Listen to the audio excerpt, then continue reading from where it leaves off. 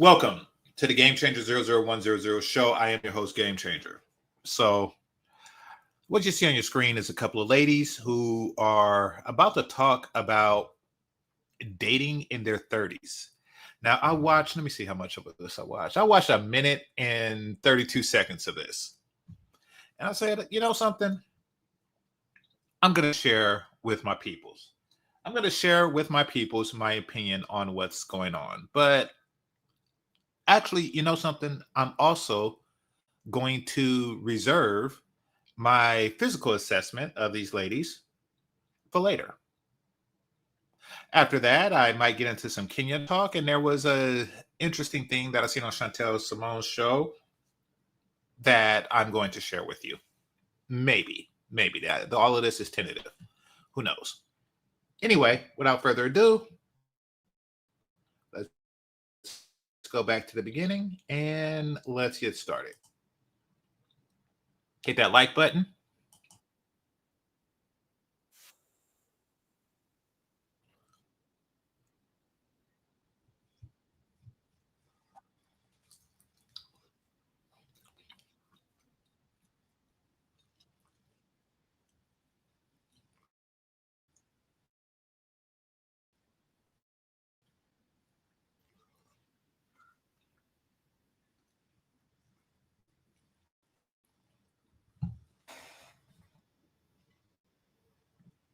Okay. So provider says that it's no audio. So let me correct that problem right now.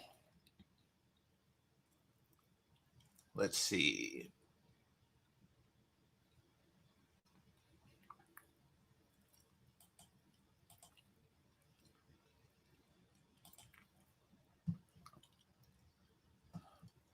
Oh, here we go.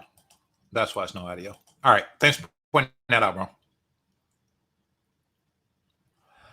Okay. So back to the topic at hand. Let's start from the beginning.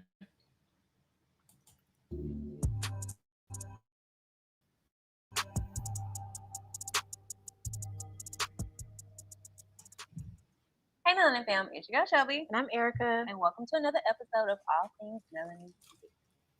So today, we are talking about something that has plagued a lot of us. And we don't have enough time, but we're going to try to keep it cute. We're going to try to keep it short. We're going to try to keep it honest. Today, we're going to chat about navigating modern dating as a Black woman and sacrifice. Okay. So, on a serious Okay. Either there's nothing on that card or she really needs a card to remember the topic that she set up for. because dating is not funny, but dating has been really interesting for me in my 30s. I think that dating in general has been interesting.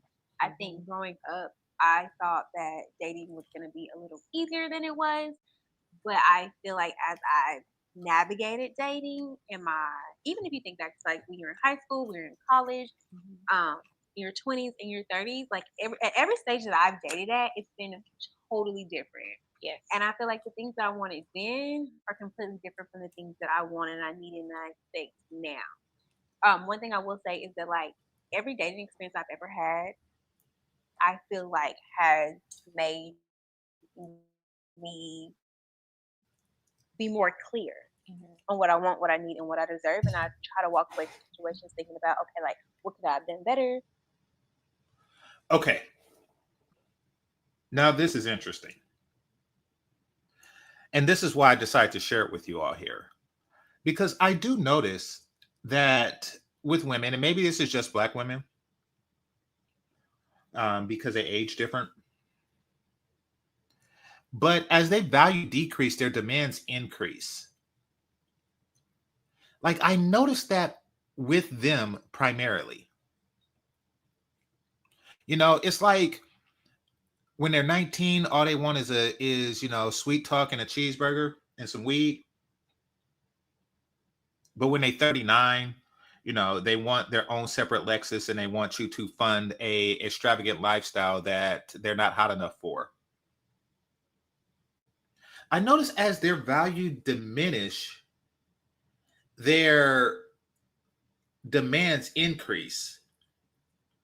I'm going to explain to you why that is. But in the meantime, hit that like button.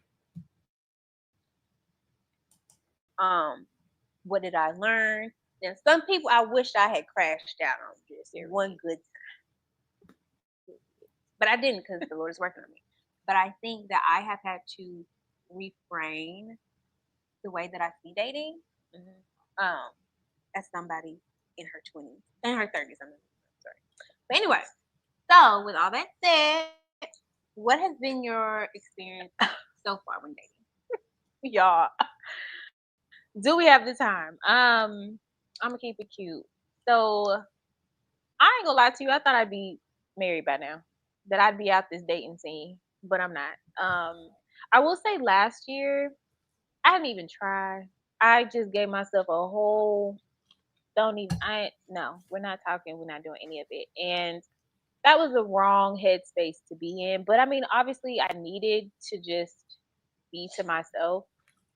Because when I think about it, I had like my first boyfriend at like 19. So this has been several years of just disappointment. Like I'm in my 30s. Like I'm tired. But I will say that sometimes you do need that break just to be with yourself, and that's how you are able to figure out what it is that you want now and then. So the year that I just took off without even trying, wasn't trying to talk to nobody, Black wasn't women trying to nothing of it. give themselves the worst advice ever, and they give each other the worst advice ever. Say for a moment you worked in advertising or marketing or something like that, or you're an actor. Actually, let's say you're an actor or an actress, right? Why is it, in what industry is it okay to take a year off, a valuable year, just to get in the right headspace? Well, you're definitely going to be in a different headspace, but you're not going to be in the right headspace and you just wasted a year. Excuse me. Here's what I mean by different headspace. Whenever you take time off something, it's hard to get back into what you were doing. You lose momentum. You lose, like, whatever your career was. You take a year off and you are not going to be good. You're going to come back into that career rusty. Now, let's just put age factor on it. So let's just say you're not, well, you can be an actress, but you take the year off between the year of 24 and 25. Now your audience is like, wait, who's that? I remember seeing her in a movie like a year ago. What was her name? I don't quite remember. It's that effect. It's that effect. Say you're an athlete and you say, something, I'm going to take a year off of playing basketball so I can get myself into a proper headspace. That is a year off of your short career. And then you come back rusty. You had a 1 year off season. What if you're like a boxing champion and you're like, I'm going to take a year off. You go a year without fighting. And then you go up against that guy that's been training every day. The concept is ridiculous. Like, how I solved my problem about being single is being single. Worst advice givers and receivers that has ever existed. I really wrote down like my expectations when it just comes to dating and what I want. Like I'm when it comes to dating, I want someone who dates intentionally. I'm not looking for a homie. Just let's just kick it and see where it goes. Like I'm just not interested in that. Right. And so before I might have just done that. Like, okay, like let's just go for let's see. No, I'm not doing that now. And so for me, Homies turn into relationships. Homies turn into relationships. I'm not saying that you got to, go around sleeping with a bunch of guys and stuff like that. I'm just saying. So what she's saying is she pressures guys immediately when she meets them. Like, hey, I'm dating with intention. Are you going to marry me? Like, whoa. I mean, dating implies intention. Let's start there. It implies intention. That's like going on an interview saying, I'm interviewing with intention. Yes, it implies intention. It implies that you want a job, and it implies that this person wants to hire someone. It is implied that there is intention. Now, what you're saying is, I want to date with long-term intention. And sweetie, that is up to you. It's not because you are demanding it or because you state that you want it. It's because you behave in a way that makes him want to sustain your company over a long period of time. How does he know if he wants to sustain your company over a long period of time? He don't know you because y'all haven't dated yet. I'm dating with intention. Like, oh crap. Women actually say that on dates. Women in their 30s and sometimes in their 20s, I'm dating with intention. Like, what does that mean? Hit the like button. My experiences, I've had a lot of emotional trauma and pain. And so I think for anyone who can relate to that, you have to take the time to heal by yourself. Like I'm not really a multi dater anyway. Like it's probably people probably think this is a dangerous game. I want to talk to one person. I don't have the capacity to talk to 3 and 4 dudes at a time. Like that's just I don't. I can barely stay in group chats like that. So I would want one person who is intentional, and that's what I would want now. And so one big thing about my experiences before is taking those lessons learned, even though my feelings were hurt or my heart was broken, like what are the signs or the red flags or the things that I can recognize in the future when I do begin to date again seriously. Like I can recognize now. You haven't learned anything. And the reason that I say that is because, and I left a note in the chat room, so maybe they'll come through. And if so, let me know and I'll let you up so we can talk about it. You haven't learned anything. Because your conclusion after everything in dating in your 20s is, I want to be able to scan and see what's wrong with them. I want to be able to look at men and determine what is wrong with this particular man quicker. There isn't no self-appraisal in what you were saying. It's just, I want to be able to appraise others. And then your friend is like, yeah, I think I'm worth more. I'm worth more now than I was in my 20s. Yeah, okay, good luck with that. Some of the things that I looked past or some of the things that I said was my standard. And then just because I like the person, it's like I laxed my standards. And where did that leave me? Nowhere. So I would say that has been my experience so far. I do want. You see, I told you. I haven't watched this. I haven't watched this part of it. I only watched the first minute and a half of it. But I told you, the conclusion is always the same with women like this. Yes, after 10 years, after spending my 20s, seeing how relationships don't work, I'm going to raise my standards. Holy crap. That's like saying I spent my 20s getting fired from every job I work at. So I'm gonna demand more. I'm gonna demand a higher salary. They haven't learned nothing. Basically, what they're saying is, I'm gonna do the exact same thing I did in my 20s. I'm just gonna demand more.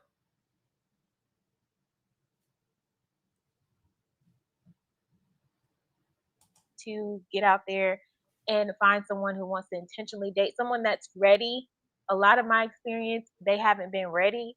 Even Right. if they say they're ready, they're not financially stable enough to even take on a relationship or something like that. So that would be my experience. What about you?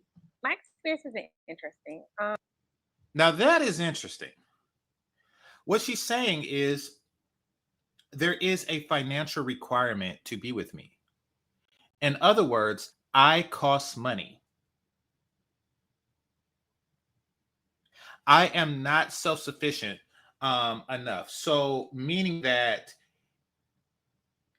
okay,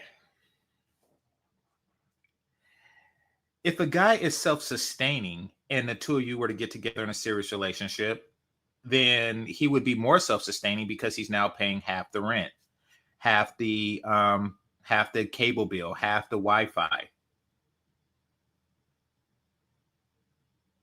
But no, that's not enough for you. He has to actually spend money. So however much money he spent on himself, there's an additional cost with you. There isn't an additional savings. There's an additional cost with you. And you're not capable of finding a guy who is willing to absorb that additional cost. Once again, you increased your price, but you didn't increase your value. Same as your friend. Now it's her turn to talk. Yeah, I think that's the best way that I can explain it. So, when I just back up a little bit. So when I graduated college, I started working. That's how many medic, you know. If you didn't know now, you know. And when I met Erica, we became friends, and then Y'all heard that. Y'all heard that. That was a very convenient thing to put in there, right? When I graduated college, what did that have to do with anything? And then the way she put the emphasis on it. Listen at this. so when I graduated college, Okay.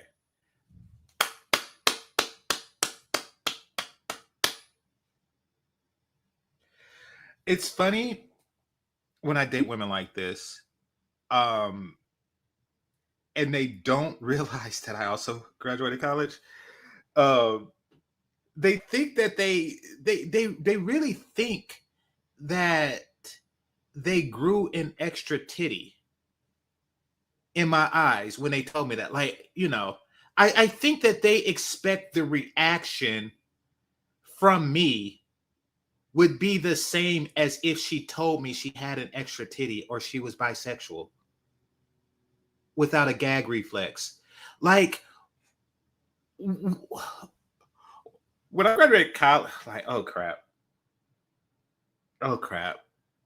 Do you have a gag reflex? What? Why did you mention? Why did you think that I care? started working. That's how many medic, you know. If you didn't know now, you know. And when I met Erica, we became friends, and then I was working my first corporate job. Also, while I was working my first corporate job, I was going to grad school. I went to grad school in about 2.5 years, and so during that time period, My first corporate job. And then there's grad school. Oh, this chick is annoying. This chick is annoying. Yeah, my first corporate job, and then there's grad school. Holy crap. Okay. By the way, corporate job is a wide range of everything and anything. You are the person who picks up the coffee from the DoorDash person and hands it to your boss. This is my first corporate job. Holy crap.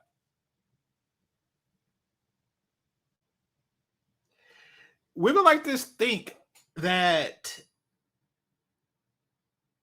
that men enter the date saying that we're not dating with intention, but really we hear stuff like this and it's like, okay, you know, like someone in the chat room said, this woman is humble bragging, she's soft bragging.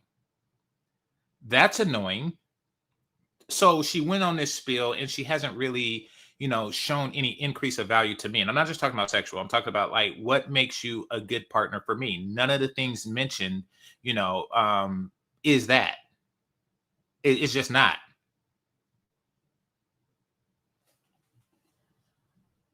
I did not date anybody. I did not want to date. I was not interested in dating. Don't look over here. Don't ask me. And I didn't date. I took that time off because I had a couple of men that were not worth my time, but it didn't work out in college, and I feel like I needed to. Oh yeah, yeah, that's smart. Take a year off of your early 20s and then complain in your 30s. You're brilliant.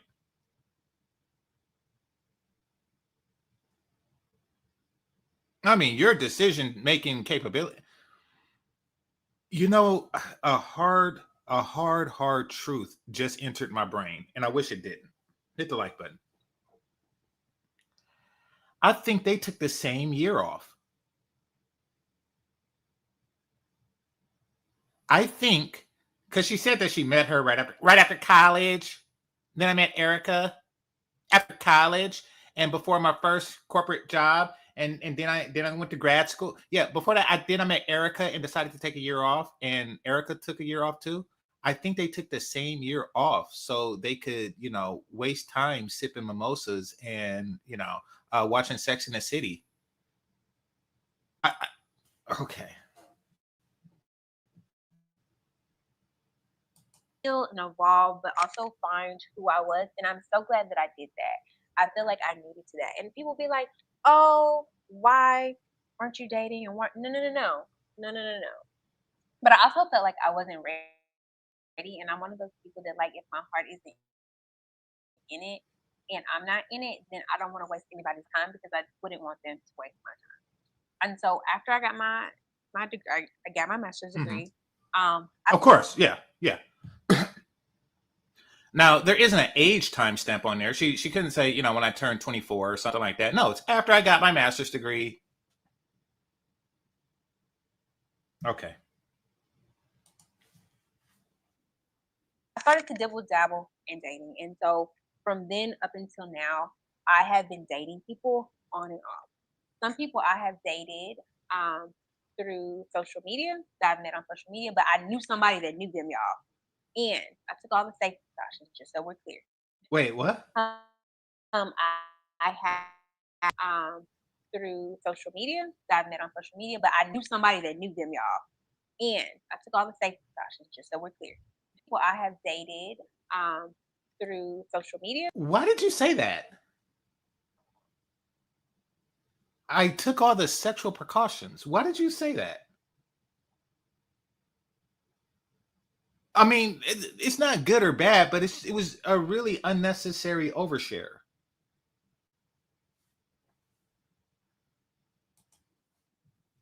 That I've met on social media, but I knew somebody that knew them, y'all. And I took all the safety precautions just so we're clear. I have used dating apps and I've met people and I've dated. And then some people that I've just known organically and we tried it and it. Um, I think for me, with my experience with dating, I am a recovering people pleaser, and so a lot of times I would go along with what somebody else wanted me. Oh, okay. This is bad. Keep in mind, I didn't see this. This is classic. I'm helping them out because they only had like 67 views, so a very new channel. But I'm helping them out. I am a recovering people pleaser. Now, so now you're not a people pleaser. You don't please people anymore. They always get the wrong lesson. Huh. Maybe the reason why things were going wrong in dating in my 20s was because I was pleasing people. Perhaps I should stop pleasing people.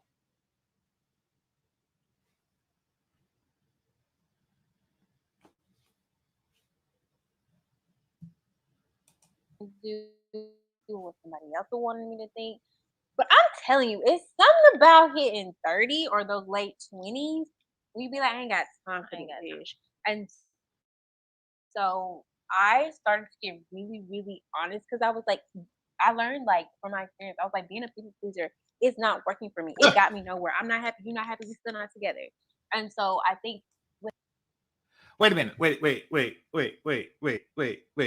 Wait. Do not compute. Do not compute. Do not compute. I gotta hear this again to make sure that such lunacy is heard properly. Hit the like button. be honest, because I was like, I learned like from my experience, I was like, being a people pleaser is not working for me. It got me nowhere. I'm not happy. You're not happy. We still not together. Yep, she said it. being a people pleaser is not working for me, meaning that you weren't actually a people pleaser. You were pleasing people to get something out of it because you wanted it to work for you. But I'm going to ignore that for a second. And you actually said, I'm not happy. You're not happy. We're not happy together. If he's not happy, then you're not a people pleaser because you haven't pleased the person. You're not a people pleaser. Let's start there. You're not a people pleaser, but you think that you are. How do I know that you're not a people pleaser? Because you just said that you haven't pleased people.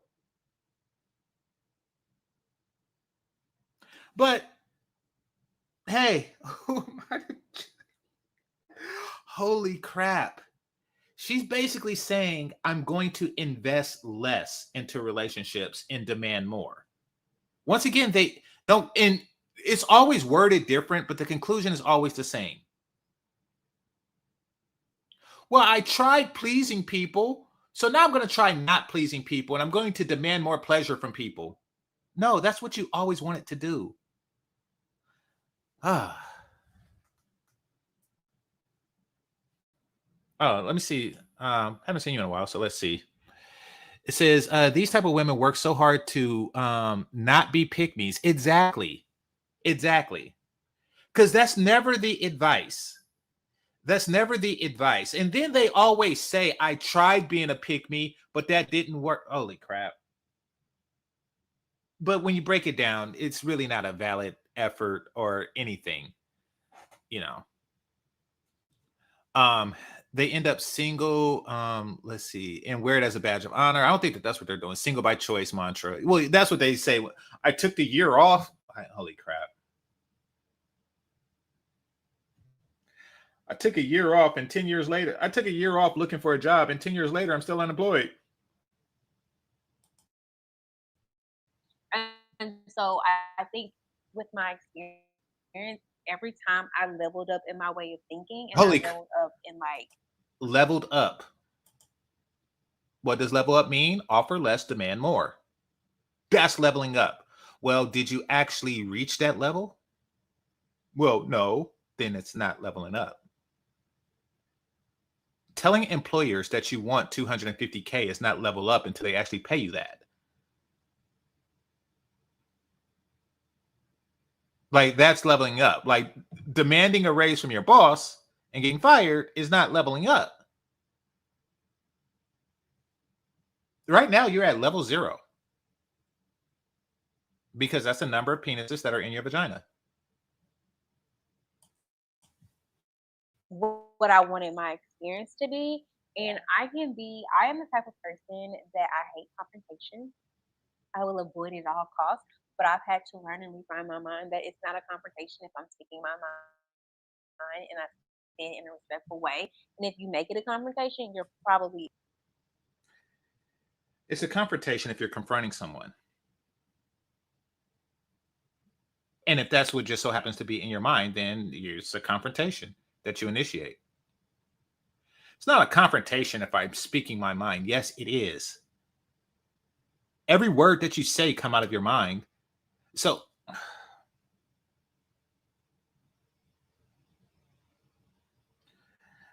I swear, I see why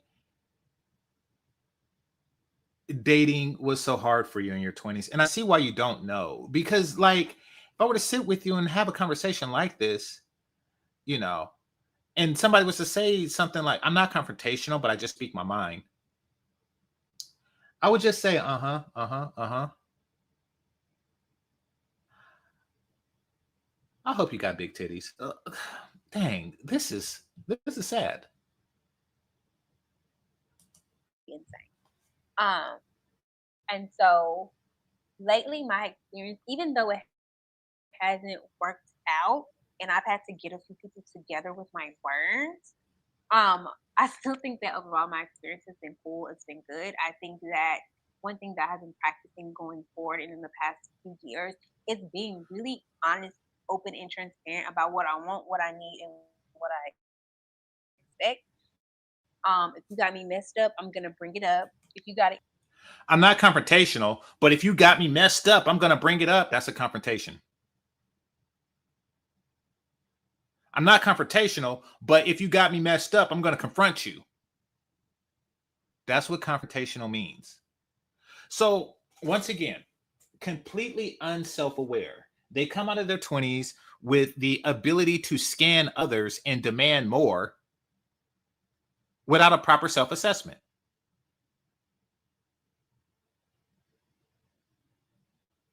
She came out of it, she was like, yeah, I was a people pleaser. I'm not confrontational.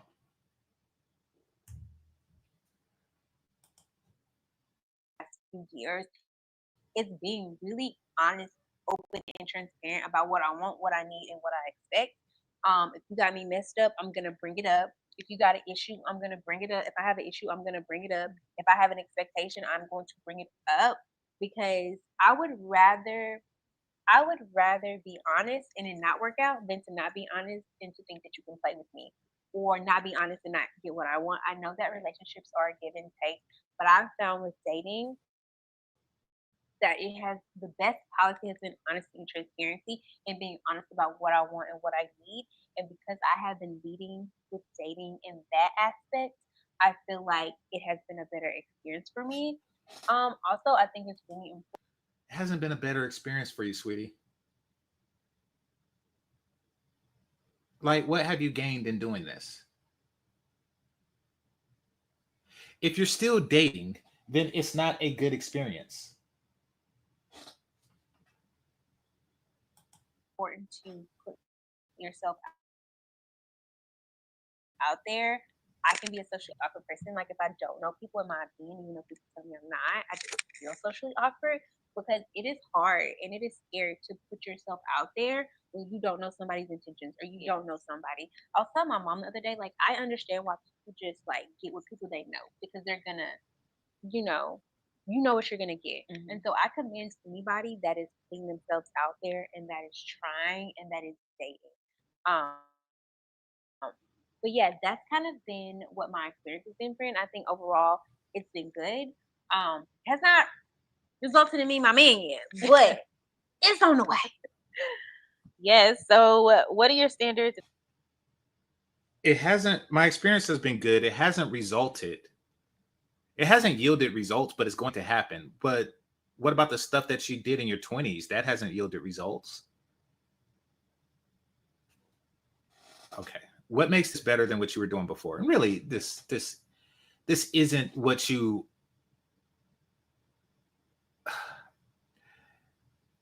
this was what you were doing before. Let's just throw it out there. But now you are just changing the demands that you are requiring of a man for sex. That's it.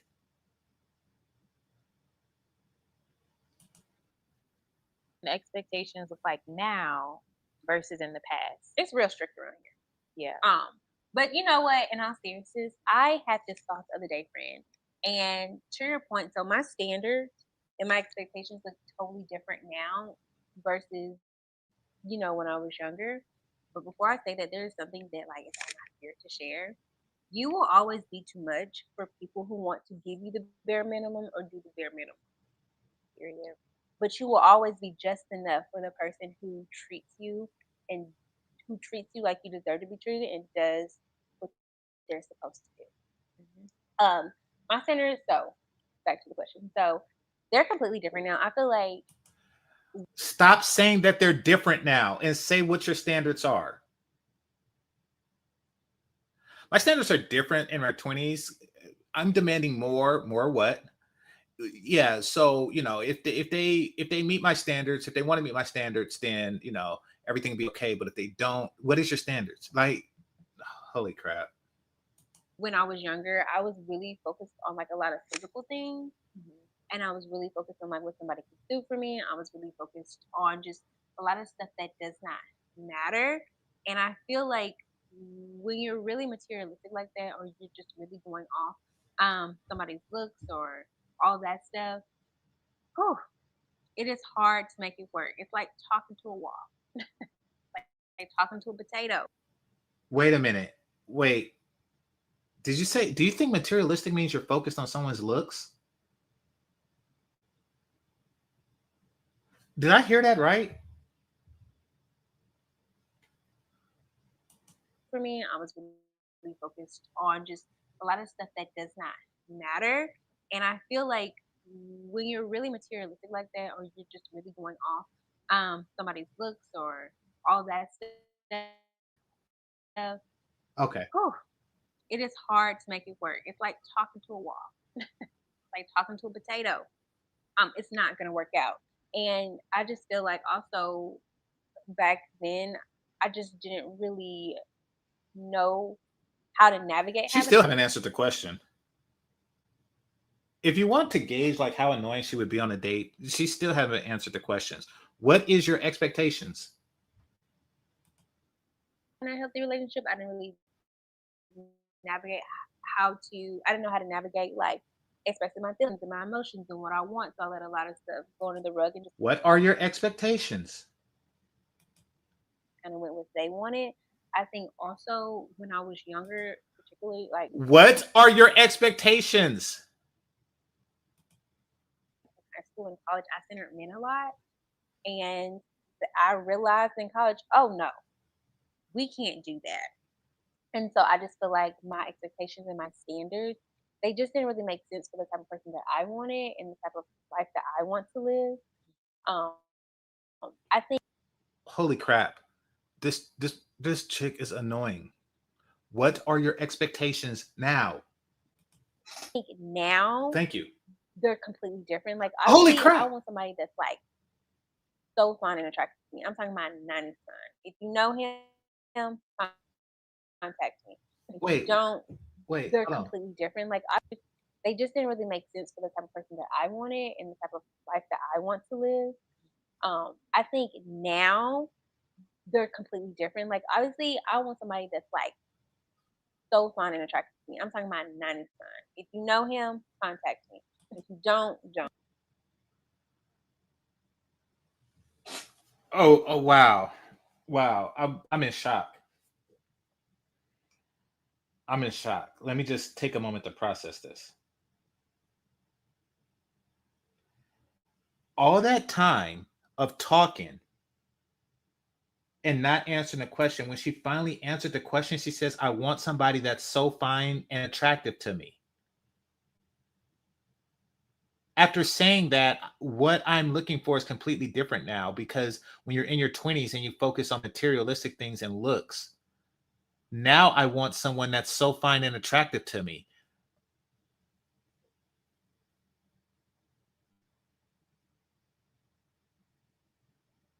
Press one in the chat room if you think somebody just dinner dashed her. Like, really? 11 minutes? 11 minutes. So if you took her to dinner, the waitress wouldn't have come back with the food by now. This is why coffee dates is a thing. It's not the cost. It's the cost and the it's like holy crap. Holy crap. This chick is dang. This is annoying.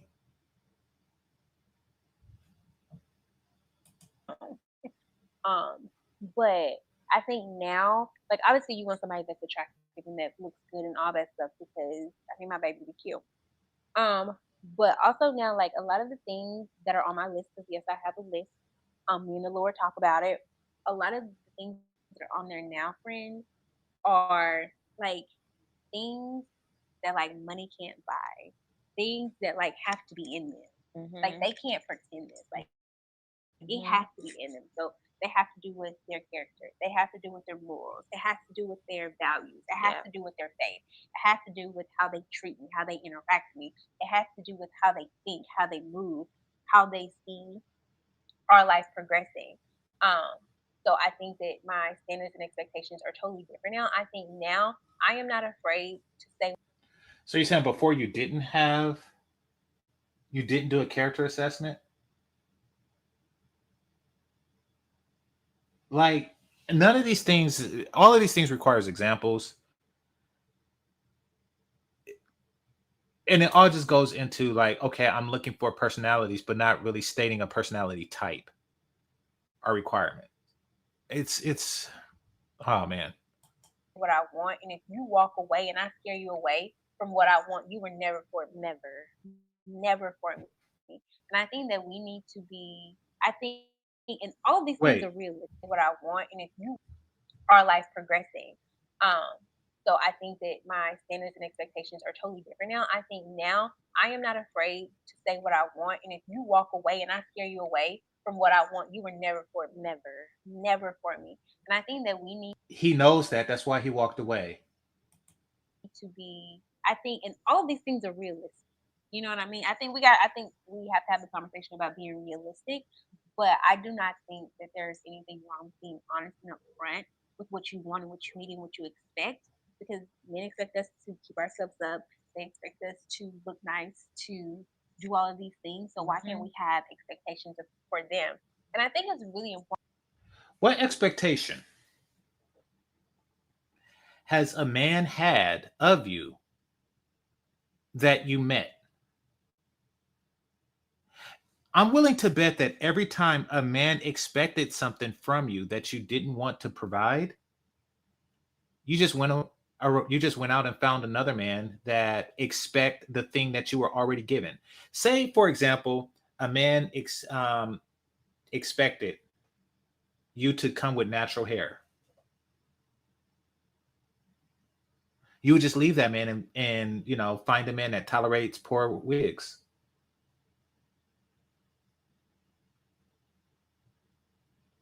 What if a man says he expects you to wear less makeup?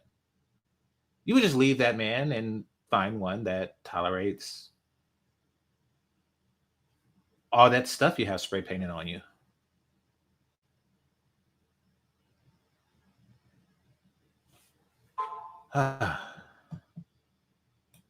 To have an open line of King Pix asked a question, and I'll answer this question. Would you have a threesome with these broads if given a chance? Depending on the situation. If it was an impossible situation, meaning that I would come home and they just so happen to be in the bed, because they broke in when I was out on vacation or something, then yes, there's a strong possibility of that. Um, if it's a situation where I'd have to sit and have like extended conversations with them, hoping for the possibility of a threesome, no, no, I don't drink, which prevents me from making decisions like that. But no, the short answer is not under feasible circumstances, but under unfeasible circumstances, absolutely. I don't want to talk to them. To be perfectly frank, I don't want to talk to them. I don't even want to get into it. communication. And if it works, great. And if it doesn't, at least it opens you up to having a conversation and trying um and talking. Yes. I think that's what I'm learning now with like standards and expectations. I'm very clear on my standards. I'm very clear on my expectations now that are realistic. Hmm. And I'm standing 10 toes down on You it. have to. And because of my past experiences where I've had experienced a lot of just pain, I realized that number one is just recognizing where those standards have shifted and Hmm. where those expectations have shifted. You made a great point about it's not only about how the person looks or what kind of job they have. Da, da, da. It doesn't matter. At the end of the day, how do they treat you as a person? And so for me, I've in the past, I've always been focused on how I'm Okay. just recognizing where those standards have shifted and Hmm. where those expectations have shifted. You made a great point about it's not only about how the person looks or what kind of job they have. Da, da, da. It doesn't matter. At the end of the day, how do they treat you? It doesn't matter the type of job that they had, but earlier in the thing you was saying that he's not financially stable enough to even be in a relationship. So it does matter the type of job that he has. It does matter the type of job that he has.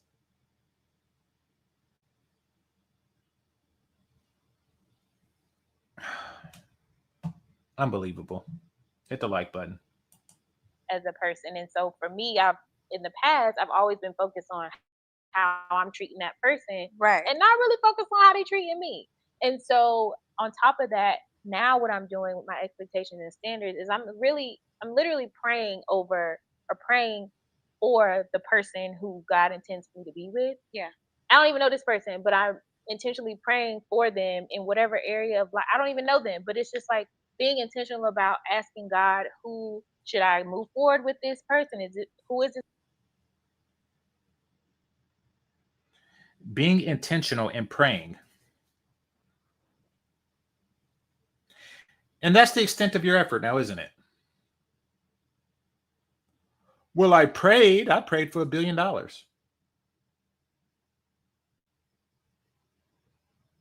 I prayed. Does that mean anything? Okay. Pray without works. Once again, prayer without works. What work are you doing? And you could ask both of them these questions, and you won't get a proper response. Because what they're saying is, oh, I'm demanding more. What work are you putting in? Oh, I'm praying.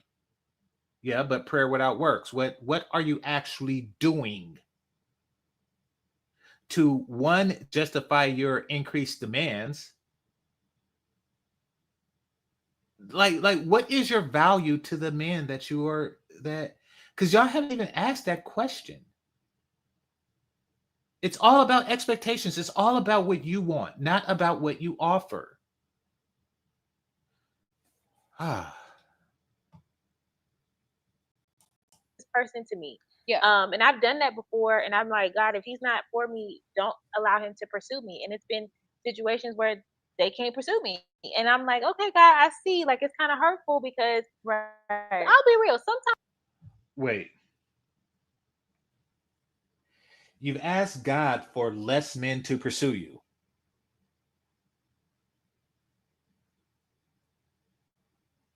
How does that even work? In your brain, how does that work? You pray that only guys who are serious will approach you. So when a guy approaches you, do you say that, okay, well, God has filtered out all of the guys who are not serious, so this guy must be serious? Is that what goes on in your brain?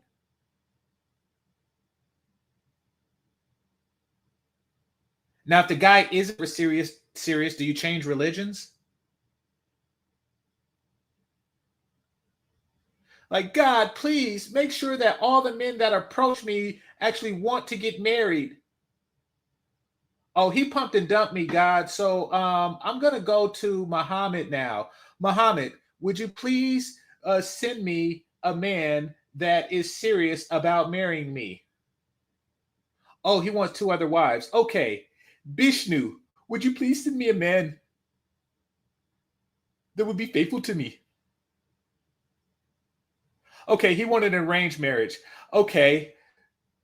Moses, what are you, are you just like,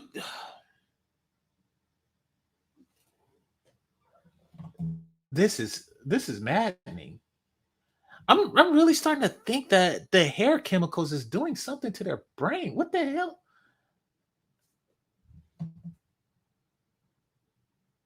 Oh, it must be hard work being God. It must be hard work being God, having to listen to some crap like this. Right now in Kenya, there is a woman praying for a white passport bro to marry her. Why should he listen to her prayer and not yours, or the other way around? Right now, there is a poor farmer whose crop didn't come through this year. And all the workers there, like This is maddening. This is really maddening. Sometimes I'll get sad that I've been to so many weddings, y'all, engagement parties, bridal showers, baby showers, and people that are close to me. I'm like, God, are you coming down my I meant to say Kenya zone. So if you could take care of that for me, I greatly appreciate it. street anytime soon? And I hear Wait. nothing. Engagement parties, bridal showers. Like, okay, God, I see. Like, it's kind of hurtful because Right. I'll be real. Sometimes I'll get sad that I've been to so many weddings, y'all, engagement parties, bridal showers, baby showers, and people that are close to me. I'm like, God, are you coming down my street anytime soon? And I hear, Okay. Instead of asking God, why don't you ask the bride? Or better yet, why don't you ask the groom? Why don't you ask the people that actually got married how to get married?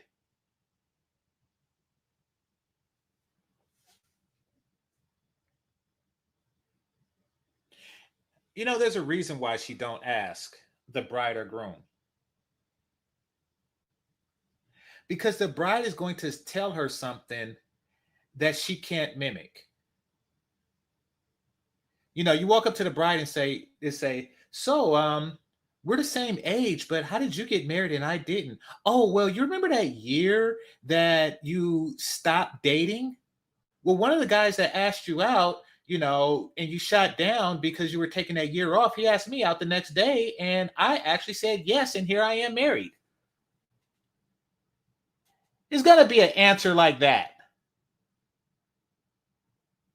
It's going to what her answer is going to be she did something that you are not willing to do, is going to be her answer. That's why you're not asking her.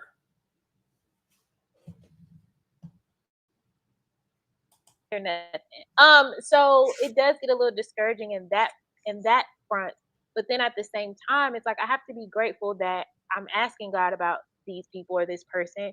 And if it doesn't work out, that's not the person. And I have to be okay with that because I don't want to go 20 years down the line and that was never the person that God intended for me to be with. And then Right. That's really all you can do.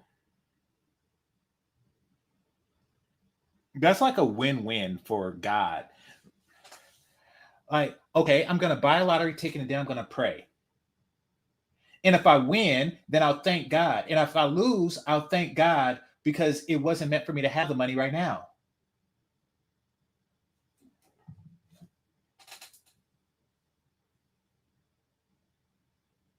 Well, I'm willing to bet that 5 years from now, they're going to do the same video in the same situation, except it's going to say the truth about dating as a Black woman in the 30s, not in their 30s. In their 40s, they're going to have a video saying the truth about dating as a Black woman in their 30s or in the 30s, in the 2030s. A heap of trouble than I ever did in the beginning. So my standards and expectations, I'm very clear on it. I'm very Always down to standards and expectations. Okay. proud of. Like that's all they gathered after in all of their 20s. That's all they gathered. My standards and expectations are different now. My standards and expectations, my standards and expectations, my standards and expectations. Okay. Myself for sticking to that. Let me tell you something. Having standards will have your phone dry.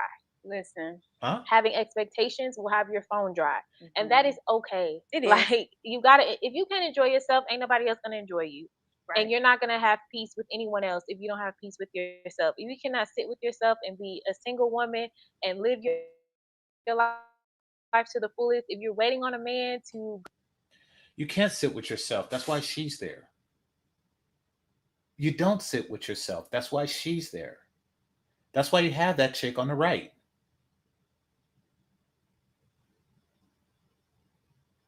But This is something that they're not going to realize. This is because of the hair chemicals. They're not going to. By the way, the one on the right have a slightly more expensive wig than the one on the left. I'm not an appraiser of wigs, but you could just kind of tell.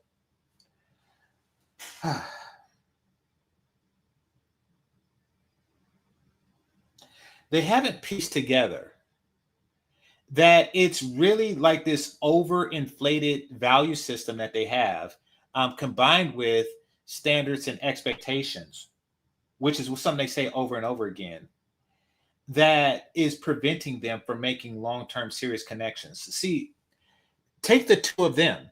They met in their 20s and they became like very close friends and sustained that friendship for a very long time. And you want to know how they were able to do that? Is because they didn't approach each other with standards and expectations. It was all about you be my friend, I be your friend, and we can enjoy each other's company without the confusion of standards and expectations. Y'all can't get over that. And really, when you say expectations, what you really mean to say is what I expect from you in exchange for this pussy. Keep it a buck. That's what you mean. It clouds your judgment. And because that judgment isn't clouded when dealing with, a heterosexual female, you can maintain long-term connections with her. But smart men don't want to deal with that crap. And since you favor yourself to be a smart woman,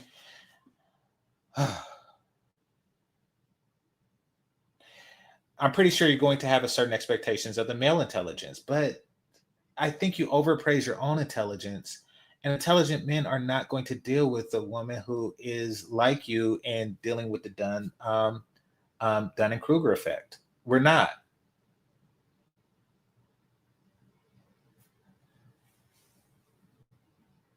Go to that country or go to that concert. Don't do that. Go with friends with like show or whatever you're wishing to go to. Yeah. Don't ever wait for that point in your life. And so that's what I would say. But the last thing is, how do you stay hopeful in today's dating culture? That's such a good question for him because I feel like it is so easy to get discouraged when dating. I think it's so easy to like want what someone else has. A couple of things, because y'all know I'm about to rant it. I'm about to ramble at the end. Okay. My mom always told me don't envy what somebody else has because you don't know what they do or what they deal with when they go in their house and they close their door. That part. So that's the first thing. I think the second thing is like I have to be. I think another thing that keeps me hopeful is, and this part has to do with me, is that like I know what type of person I am. I know what I want. I know what I deserve, and I know that me and God have been talking about it. I've been praying about it. I've been believing. I've been thanking God in advance for it. And so I try to Expectations. keep a positive mindset about dating. All they have learned throughout their entire 20s is my expectations. I know what I want. I know what I deserve. My expectations. Give me what I want. Give me what I need. My expectations. My expectations have changed. My expectations. I expect more. I expect more. I don't. Yeah. I want more. My expectations have changed. I have great expectations now. Oh, holy crap! What I deserve, and I know that me and God have been talking about it. I've been praying about it. I've been believing. I've been thanking God in advance for it. And so I've had to keep a positive mindset about dating. Like when I think it's so easy when things like you said, Erica, like when things don't go work out, I get sad. I'm like, what's wrong with me or what is it? But I also have to refrain my mind from thinking that like. Why did you stop there? Why did you stop there? Okay, so at least there's like a ray of hope for this person. Like, why did you stop there? That's interesting. Okay, I just did like a rewind. Listen at this part again. Like when I think it's so easy when things like you said, Erica, like when things don't go work out, I get sad. I'm like, what's wrong with me or what is it? But Okay, that's good. That's good. When things don't work, I get sad and I say what's wrong with me. That's the first time I hope that you don't say that your expectations was too low or something like that, or you're too much of a people pleaser. I hope that that's not the conclusion you came to. But so far, you did what you're supposed to do. Like when things go wrong, you say, "What is wrong with me?" You self-appraise. Let's see. I hope that you don't just gloss over that.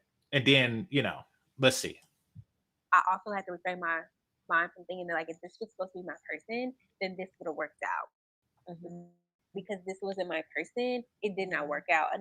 Another thing to note is that like when things work out, Okay. So the self-appraisal just went out the door. When things don't work out, I used to say that, what's wrong with me, but now I just say that it wasn't meant to be. So I'm never going to improve. I'm never going to learn from past mistakes. you don't even know what God blocked you. Exactly. There are some things that I don't know what God has blocked me from that I will never know. But there are some things that God has blocked me from that I found out later that I was like, whoa, Mhm. you knew God, I would have crashed out. You knew it would have been a Mhm. thing, and you took care of me even though I couldn't see it. So I really have had to refrain. Okay. Here's the thing about prayer. It's nothing really wrong with prayer. However, to assume that you are interpreting the conclusion of his prayer, then that's when you're talking to yourself. I mean, it's nothing wrong with praying, but you do have to pray with the understanding of that you're expressing yourself to an entity that you cannot comprehend. It's really arrogant for you to understand or for you to pretend like you understand what the response to that prayer is. To give you an idea, to give you an idea, ants live in a world that people who study ants understand. They understand the queen, soldier, worker, scout dynamic, so on and so forth. We understand the complexities of their society. They do not, nor could they ever truly understand the complexity of human society. Not in a million years. They just couldn't. For them to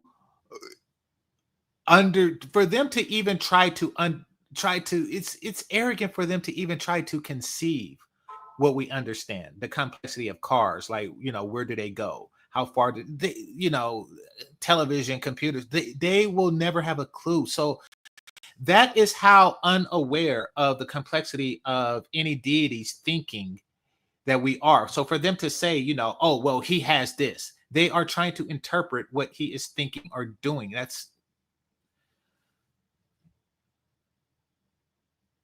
The way that I think about dating.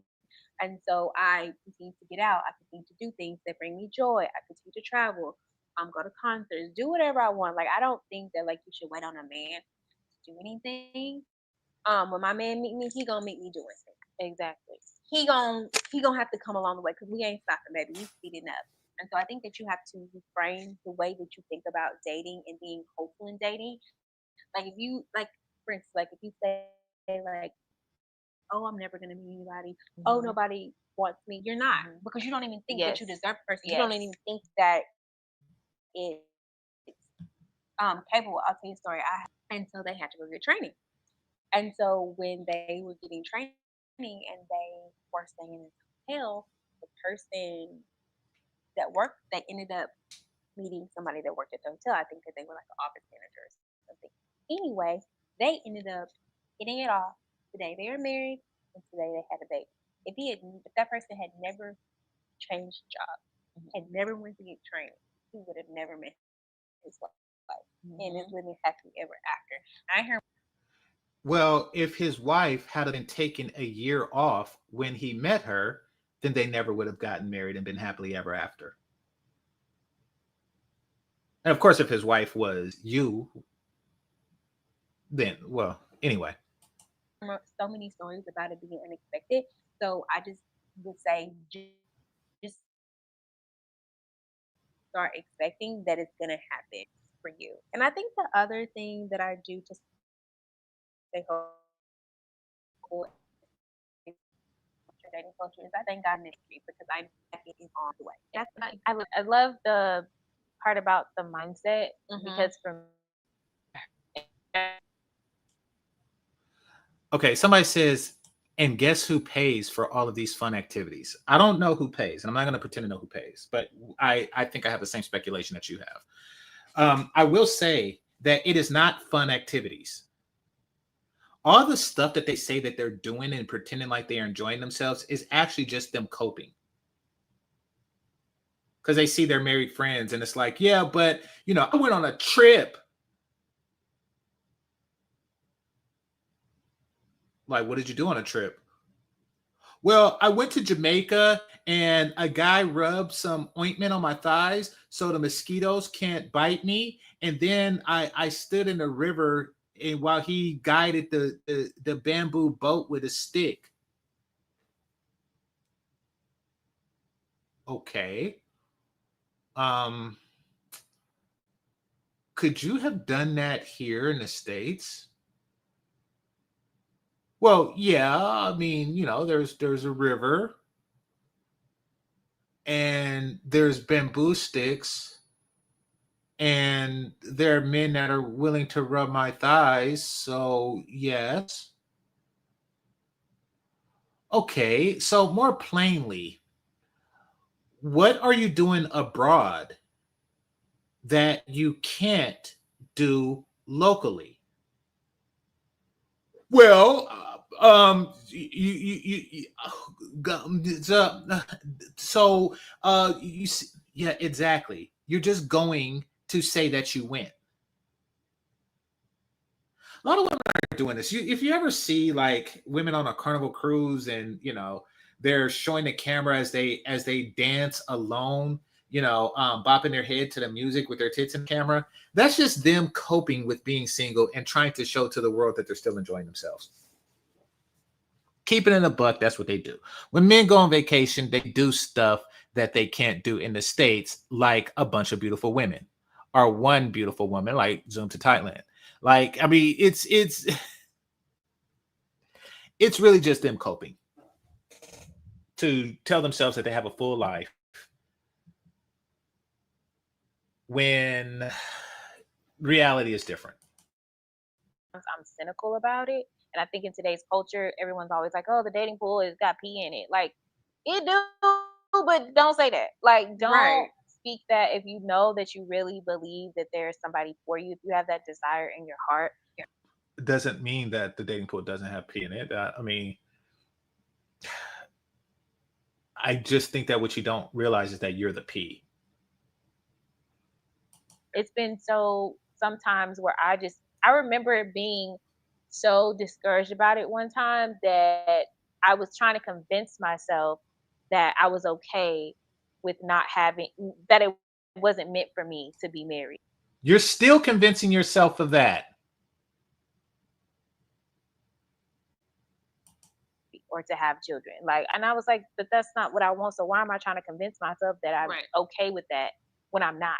Yeah. And it was just kind of like the fear thing because inside I was like, this ain't never gonna happen. And I'm like, well, you gotta change your thinking. Yeah. And it's hard to do that. So a lot of times if I'll see like a couple or something, I don't even know them on social media, but if it triggers something in me, I'll get off of social media because I'm like, I know this is what I want. And like I mentioned before, always showing up to people's weddings, being people's maid of honor, being sending people baby gifts and all this stuff. And I'm like, it's all in my face.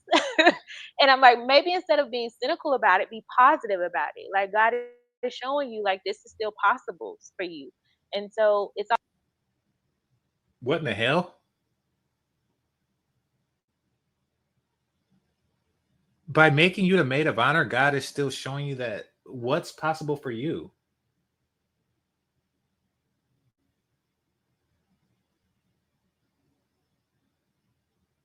Okay, so by her logic, and for those of you who are new here, hit the like button and hit the subscribe button. I'm a nerd, and one of the many aspects of the nerd stereotype that I have is a lack of athletic ability, right? But let's just say I had a friend that made it to the NBA. Does seeing him get drafted means that there's a possibility for me? That doesn't. All about the timing for me. So just staying away from being cynical, because if I'm cynical, then it's not gonna be a positive result for me. So that would be how I stay hopeful, is just change my thinking, my mindset, continue to have faith about it. God knows I done talked his ear off. And there's been plenty of times where I've been wrong about a person and he slapped me on my neck with his sandal, and like that ain't it. And I'm grateful for that. Yeah. I really am. Now I can say I'm grateful for that. Once again, once you're interpreting what God is doing, so you had a bad connection, and that's God smacking you with a sandal. Okay. So yeah, that's what I love that, friend. Yay! So let us know your dating experiences in the comments. We want to know. So like, share, subscribe so you don't miss another episode. And we'll see you right here next time. Thanks, y'all. Bye. Okay, so I'm gonna see if they got more stuff. This is funny. Oh, they got different wigs on here. All right, let me see if they have more stuff. It's got 4 views. Oh, I didn't even click send in the comments because I was gonna comment and say that I'm gonna do a follow up, but now I'll hit the send button. Now that I'm doing a follow up, let me see if they got more stuff.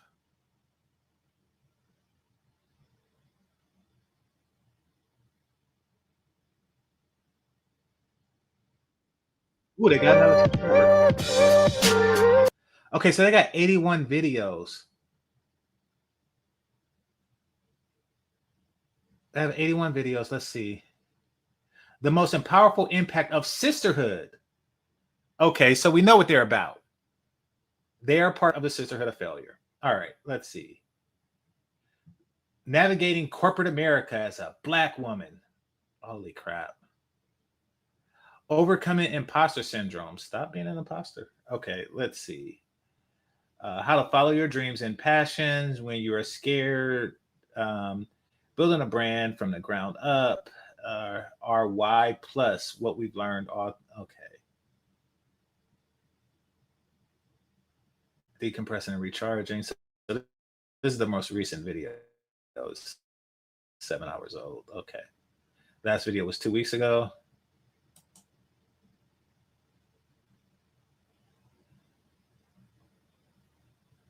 Oh, they got a bunch of shorts. Okay.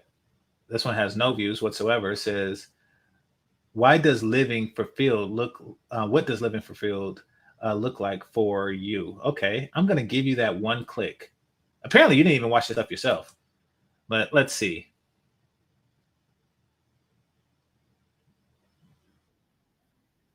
I think for me, what living fully and fulfilled for me right now looks like, it looks like being happy, being loved, being intentional, being around people, places, and things that bring me joy, that make me happy, and that really, really have my back.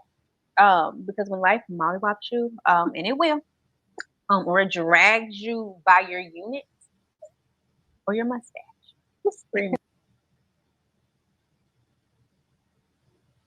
What in the hell? Does she have a unit? Did she just say when life drags you by your unit? Please don't tell me you have a unit. On top of that would explain the fake hair and all the makeup. Please don't tell me you have a unit. One thing that has really helped me and just reminded me of just how blessed and lucky I am is having people in my corner that love me, encourage me, support me, and that show up for me. For me, living fulfilled looks like, meeting the man of God that God has for me, and having a beautiful, healthy family that my parents get to see in good health. For me, it looks like, having it looks like what else? It looks like moving into my dream farmhouse home that is on my secret picture board. It looks like traveling the world. It looks like being comfortable. I think for me, what living Okay. fully and fulfilled. Yeah. So enough of these two. All right, we're gonna move on to the next topic. I'm gonna read some of your comments right now, and yeah, for a lot of people, especially women, God is just an internalized self-validation to make them feel righteous and blessed. Absolutely, absolutely. Regardless of what they do. Yeah, exactly, and that's why they weaponize it. They say, oh yeah, well, God be with you or God bless you. That's, you know,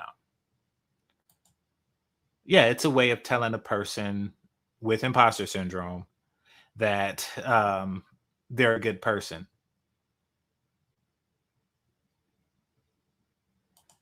Guess who pays for these fun activities? Okay.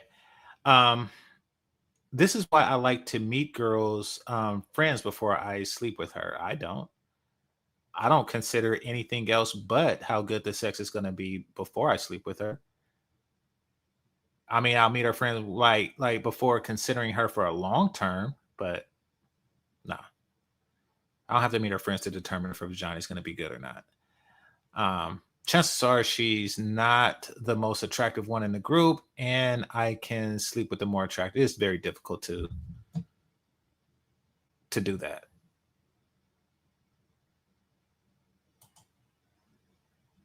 Enjoy your cats, lady. I don't think the cats like them.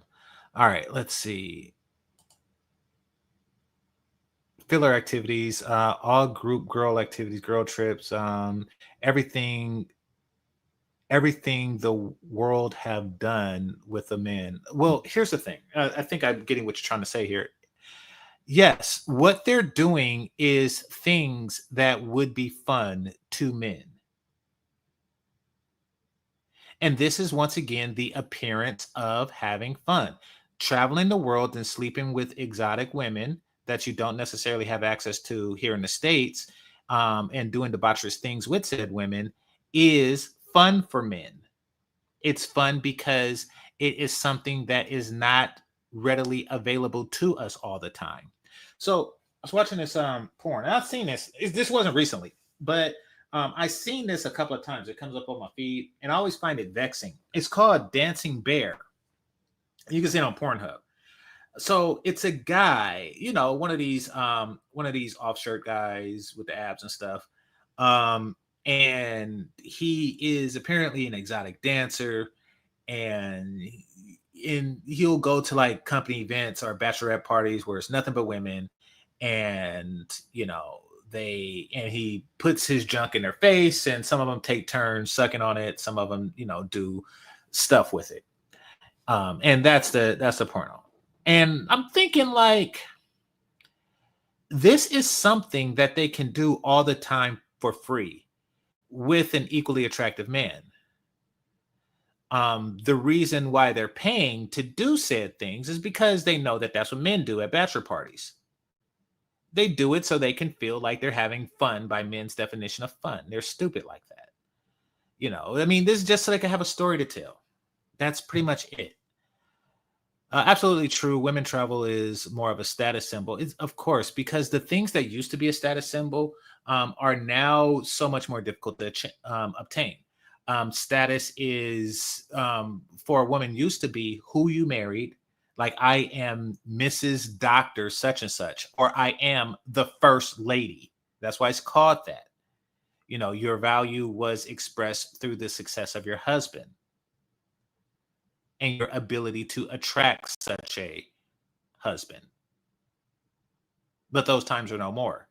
So now they're trying to, what can put me above other women? And that is, oh, I took a trip. I took a trip. And that's because they can't do the standard stuff as easily. They can't have a healthy family as easy. So they can't say, oh, my son is on the honor roll, or my son just made varsity, or my daughter is the head cheerleader. My daughter is the prom queen. They can't say these things because they're no longer having healthy families. So Now they're just expressing, this is something I did and I do for myself. And that's my status. That is nothing. It's nothing. Did you see what Steph Curry's wife said? Yeah, Steph Curry's wife is desperately trying to be a part of the sisterhood. She was like thrust into an ideal situation, and she don't even realize that it's an ideal situation because you know the women in the red table talk isn't cheering that on. You know, having a happy, healthy family doesn't really, it's not a flex anymore. It's not a flex that it used to be. So she's just kind of like, she's in limbo or limbo, whatever you want to call it. But yeah, I've seen that. All right. So now we're going to go to the history and going to bring something else up. I'm going to show the video. Chantel did her take on it. I have a slightly different take, but I'm going to go to her show to get the link from the description box. So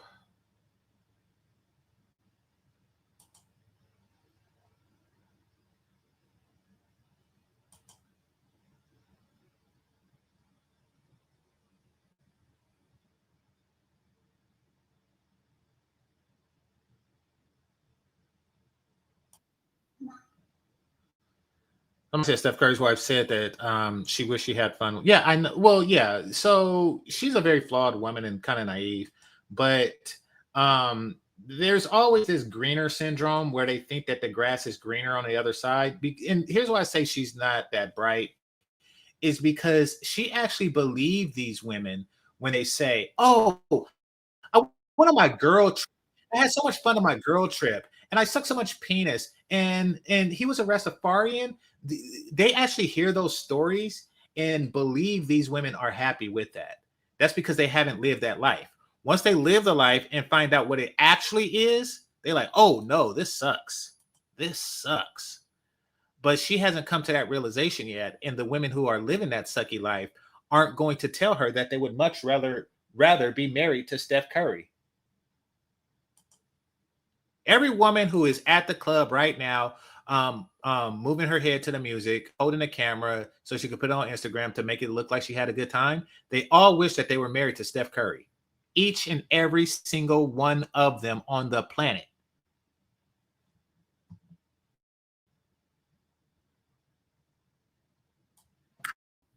Hello, MK. Hi. Hold on, let me turn on my camera. I wasn't expecting you to answer. You called.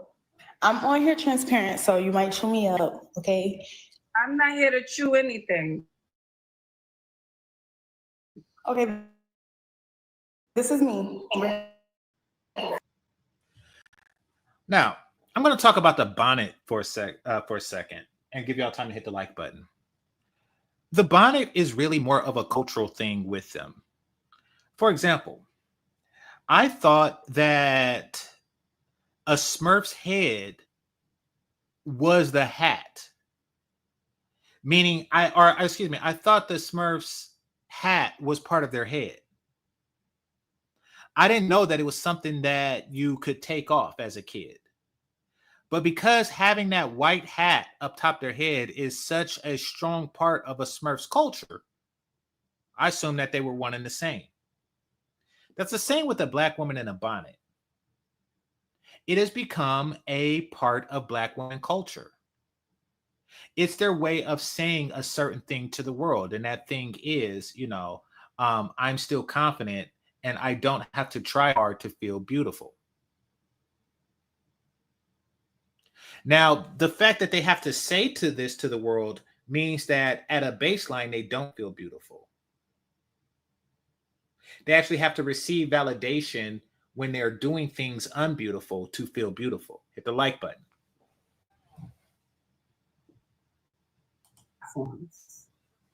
Yeah. All righty. Do look. We have to see your face, darling. Do looks matter when it comes to dating? Okay, so right now, this is weird it starts off very weird because the way this show works is you ask Ashley your question, advice to level up your life. This level up thing. Okay. Anyway.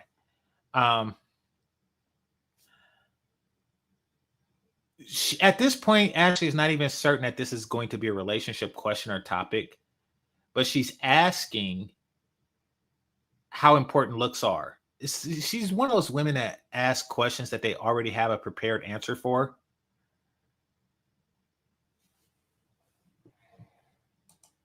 Relationship or married. Looks matter. I'm currently in like a situation with my son's. Somebody in the comment said, you asked to join in a bonnet. Yeah, I did. What's the problem? I'm very comfortable with who I am. Okay, so you don't need to address it. That's how I feel. We're comfortable. Okay. We don't even gotta address them. Right, okay. Right. Mm-hmm. So Right. you're in a situationship with your baby dad, right? Correct. That's correct. All right. And do looks matter. When you met him, how did you meet him? What did you look like? I was. So she's 24. And she said, when I met him, I was very young and I was vibrant. So you're not vibrant at 24. She looks older than 24, but you're not vibrant at 24 is what you're saying. Okay. All right. Let's continue. Myself up. Yeah, I was just like really, I kept up with myself, hair, nails, stuff like that. So yeah. What about? Okay. She describes herself when I met my baby daddy. I was young, vibrant, and I kept up with my hair and nails. So apparently she don't anymore, but she's proud that she has this bonnet on. She claims that she's proud of the fact that she don't have to keep up with her hair and nails anymore, I guess. And she could just wear a bonnet. Still doing those things, keeping yourself up? No.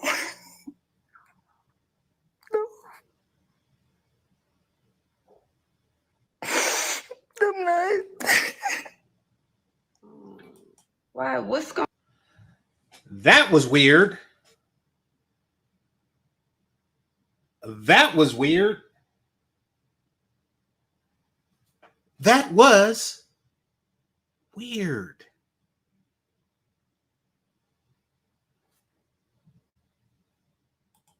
Going on? MK? What's going on? I just feel like I lost myself.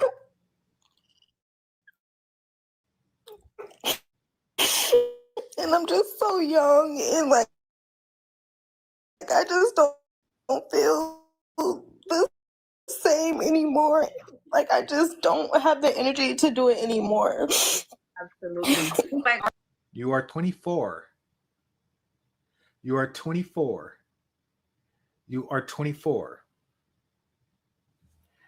I want to do those things, but I feel like I can't anymore. You can't keep your hair and nails up. Here's what she actually means. Because hair and nails, keeping up your hair and nails is a means to an end. What she actually means is that she can't keep her hair and nails up and get the response from men that she used to get. And that's what she's really crashing out about. It's either that or her economic situation has changed and she literally can't afford to keep her hair and nails up anymore. But she says she don't have the energy. Really, it means that you just can't stunt. You just can't, do your hair, your makeup, your nails, just to walk around getting attention from dudes. And even if you did, you don't get the attention that she used to get. That's what she's really crying. This seems like a wall cry. Part of it is because the relationship is draining you. It is draining. It's a draining situation. It is a draining situation, and it's taking a toll on me and my looks, and it really is. I'm being honest. No, absolutely. Yeah, so it's as I said, because she's like, and my looks, listen, other people look at you more than you look at yourself. If you're worried about your looks, it's because you're not getting the reaction from men that you want. This is how they get when they are ignored. Women need to be hollered at every now and again just to feel like not crying on Ashley with a bonnet on. They do. The problem is that men are rightly saying, what's in it for me? And the unfortunate truth of it is nothing anymore. Away from the relationship. But if it's making you feel this way, if it's draining from you, if it's taking more away from you than adding to That's you, interesting. then I need you to step away. MK. That's interesting. And when I say interesting, I mean that this Ashley woman is a complete and total moron. So a woman complains about how draining motherhood is, and your solution is to get rid of the father of the child, the person who is helping you through motherhood.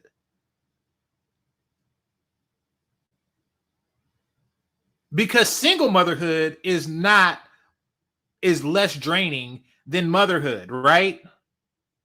You're stupid. If you feel that life is draining as a mother, you should try being a single mother. Because that would make things just so much easier. Look at the look on her face. So we look at the last two videos, right? We look at the last two videos, and we're going to talk about this whole Nana envy thing that's going on, because that's what was happening in the last video. She's like, I seen all these weddings and, and my friends, and I was always the maid of honor and never the maid, and I have to buy baby shower gifts. And really, I just resented their situation. You are getting advice from a woman who resents your situation. You are a mother who is with the father, the biological father of the child that you are with. This is the ideal situation that many women dream of, that this Ashley chick wished she had, but she don't. So what she's going to do is, because of the principle, because of the postulate that misery loves company, she's going to make you more miserable. How is getting rid of the father of your kids going to solve whatever is making you cry right now?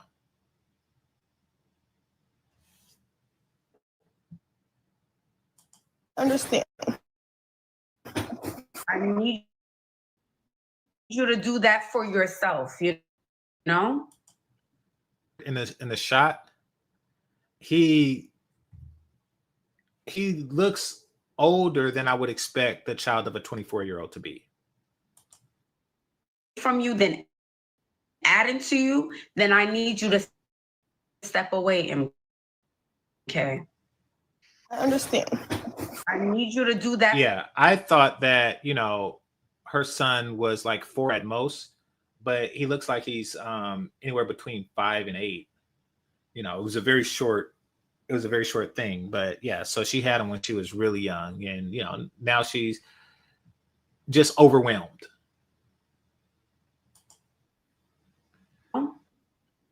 I need you to do it for you. Okay, so I need you to start taking some active steps, journaling, taking walks. Why do women always have something stupid in their chamber? Remember when Kevin did the whole average at best video, and then the chick who was called average at best said, "I garden." Like having first of all, hobby really should be selected by the person who has the hobby. It's one thing for her to say, you should get a hobby, something that you like. It's another thing when you're saying pick the hobby for them. You should try journaling. Oh, holy crap.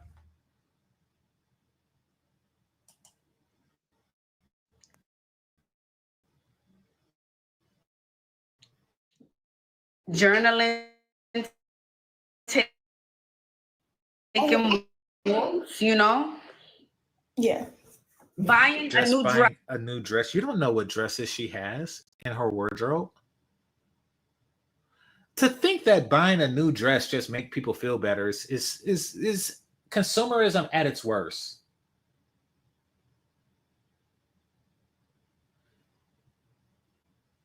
So you see a woman crying, and your conclusion is because she needs a new dress. A hair appointment, even if you're not going anywhere. I'm not saying you need to listen to me. I'm not saying you need your hair done, but I know for us ladies, when we do certain things, it makes us feel better. I wanted to do my hair. Okay, now Ashley is more jealous. Now Ashley is more jealous. She just showed her real hair to somebody with a fake beehive up top of hers. Now Ashley is more jealous. It's like, wow, you got a kid and you are with the father of that kid, and you got like your real hair, and you're like half my age. And I'm sitting here with a English Palace Guard hat up top of my head. What do they call those? Like those Nutcracker guards? Well, she's one of those up top her head right now.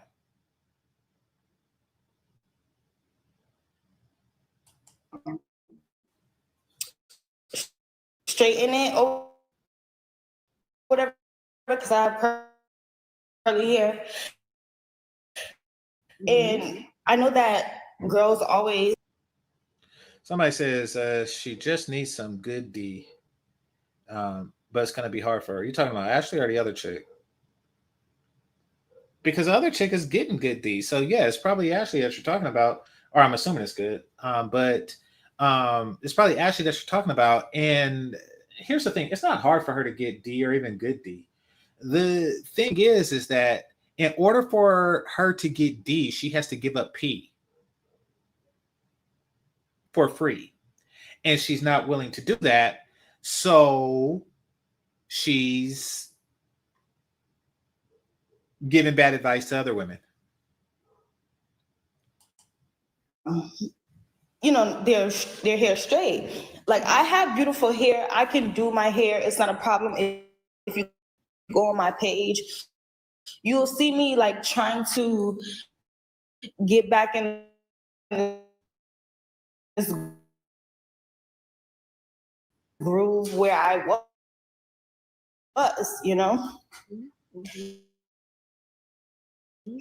I try, but it's not consistent. It's like, stressful. Absolutely. So I need you to take the necessary steps so you get it done.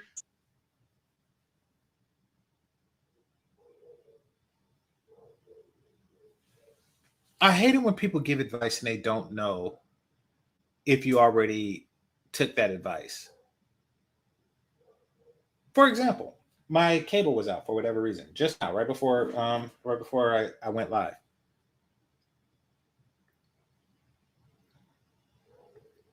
Excuse me.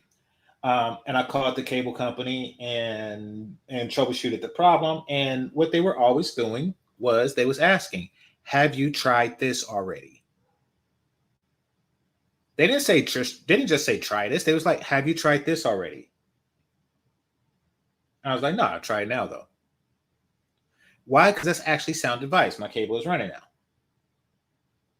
It's not sound to say do something, and you don't know if she already journals. You don't know if she already has a dress. You don't know. You just don't know, and you're not even inquiring.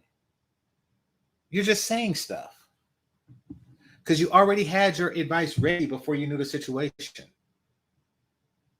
For us, so we can remind ourselves with that girl. When we do those things, we feel better. So I want you to keep that in mind. When we get our hair, nails done, go for walks, drink water, you know, we start to feel like ourselves again. Make that routine for yourself, MK.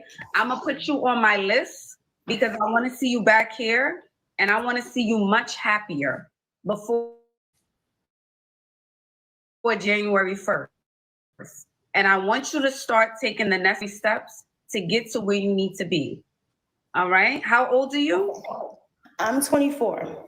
You're way too young. You're way too young to be distressed. Way too young.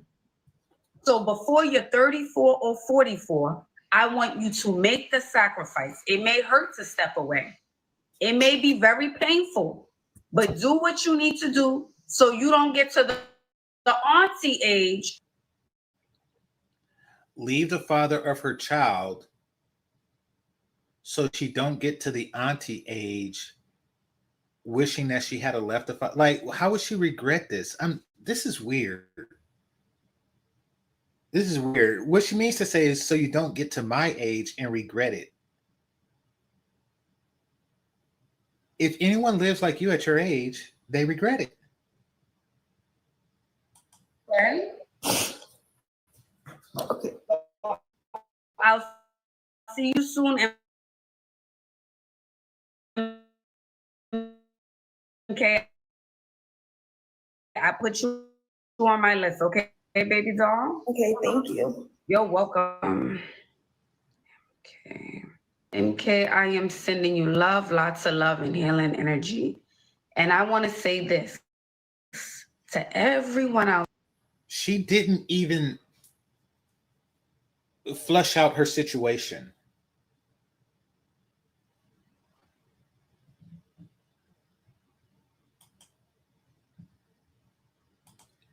Out there who's in a relationship.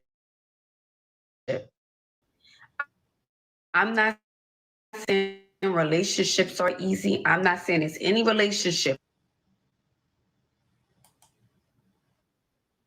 No relationship is perfect. Everything's not going to be 100%. However, if a man is draining you, if you are being emotionally drained, your skin is not glowing. You have makeup on. What are you, Bruce Leroy? She also had makeup up top her titties too. Gaining a bunch of weight, and when I say gain weight, it ain't happy weight. Or you're losing. What makes you think this girl was gaining weight?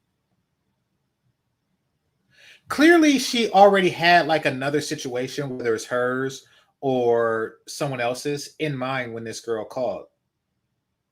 And she's responding to a completely different situation. And she actually gave advice to a completely different situation.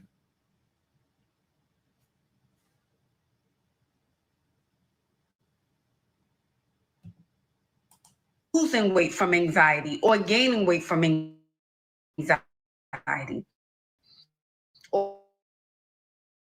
Or he's always on your mind, or you feel like you're holding your breath. She's just pulling a scenario like completely out of nowhere.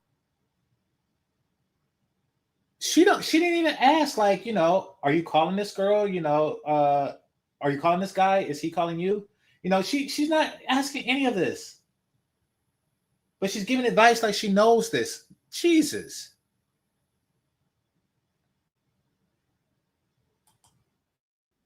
Where's he at? And now you start to neglect yourself. It is time to let that man go. Let's see what these slow bitches have to say in the comment section. If it is taking more away from you than adding to your life, it's time to let him go. If anything, he should be on his head, shoulders, knees, and toes. Anything, he should be worried about what you're doing, where you going. It shouldn't be the opposite, because it's only going to get worse over time. It's all. And that's why when you see girls on here and they saying, get to the bag, make sure he's doing X, Y, and Z, there's a... Holy crap. Once again, the older they get, the more they start like what can, because here's what they've come to. Here's a conclusion that they have subliminally come to. That is that men just want to smash. And that is very true to certain women when that's all that they have to offer. You know, all she has to offer is the titties that we see on camera. So the natural conclusion that she's going to come to is like, okay, well, if this is all you want, then you're going to have to give me a bag for it.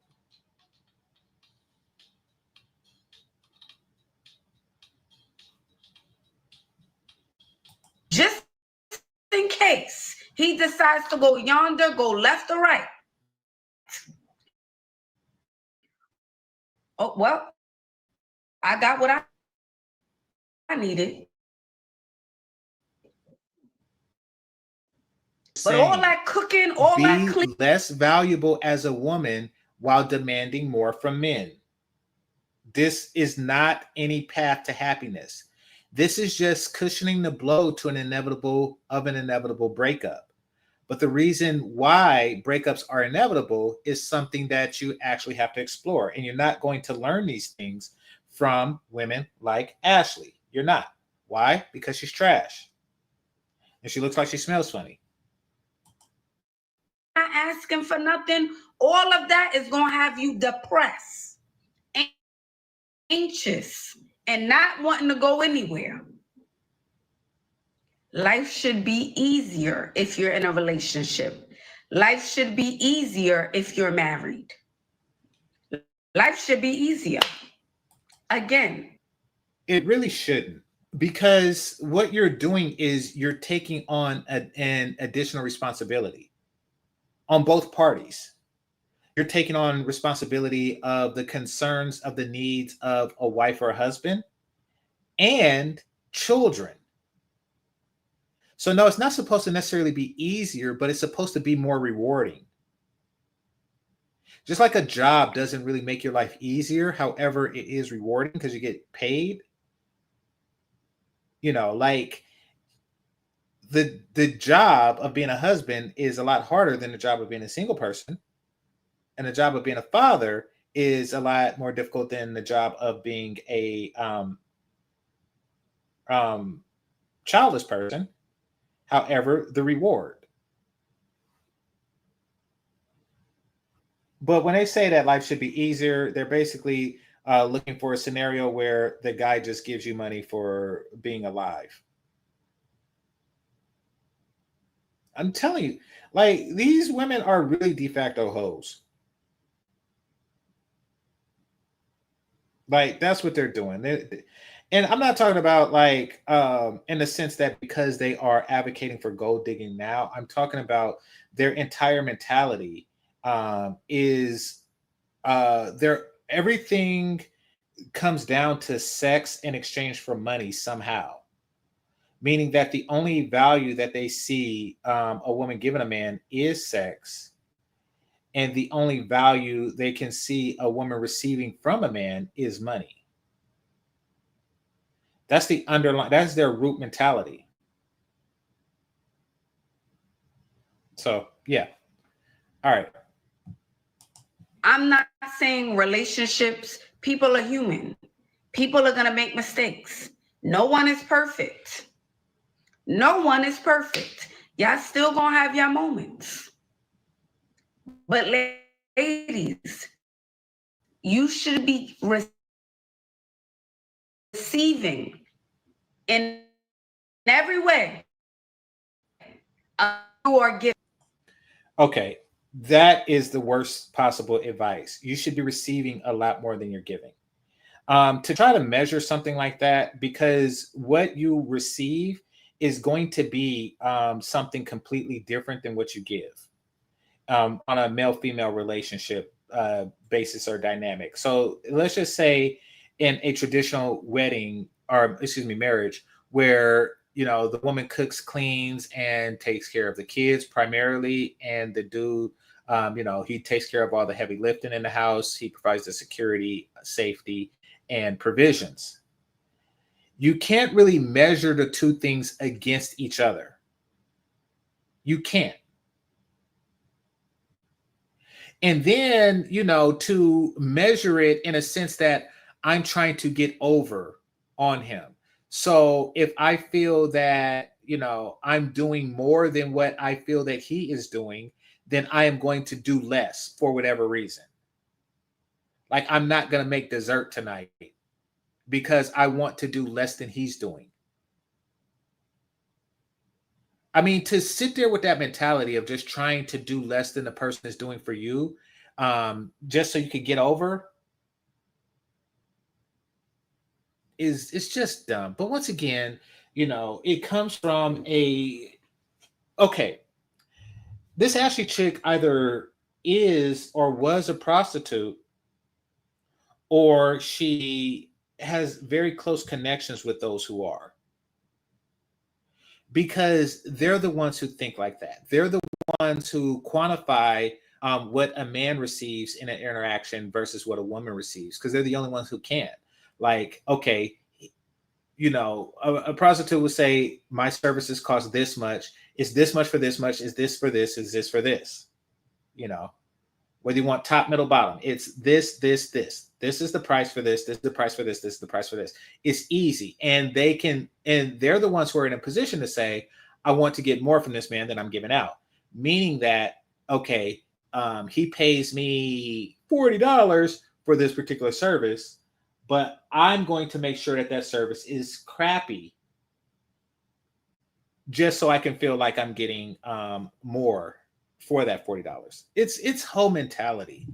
A lot of these women, trust and believe, they either past, present, or in the future, they're whores. Like, straight up.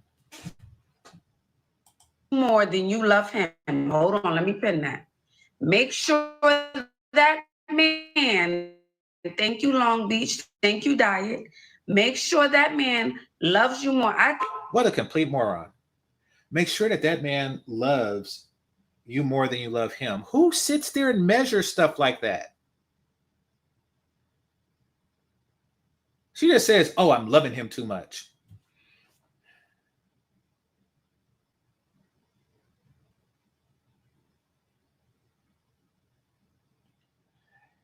Once again, these are unquantifiable things.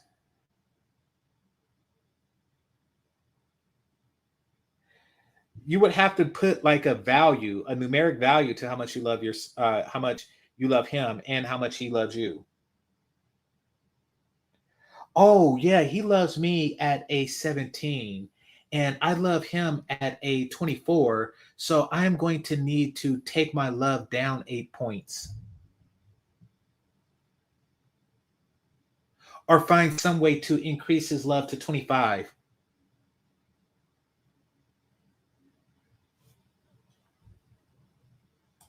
I think that line is as old as time. Make sure it is he not loves as old as you time. More than you love him. That's the best way to go. It is not as old in time. It's as old as you.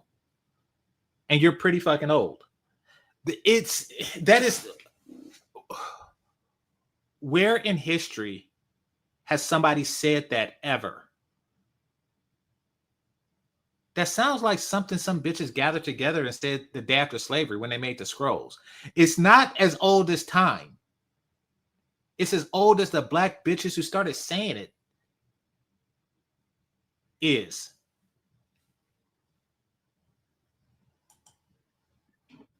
That's the best way to go. Make sure he loves you. Now she's just throwing numbers out. Everything should be getting better in your life if you're in a relationship. Everything. Your business, your looks, your happiness.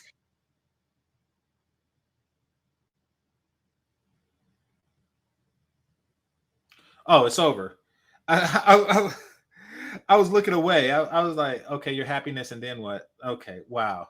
This is some pretty freaking awful advice. All right, let's see. Let me see what the comment section has to say.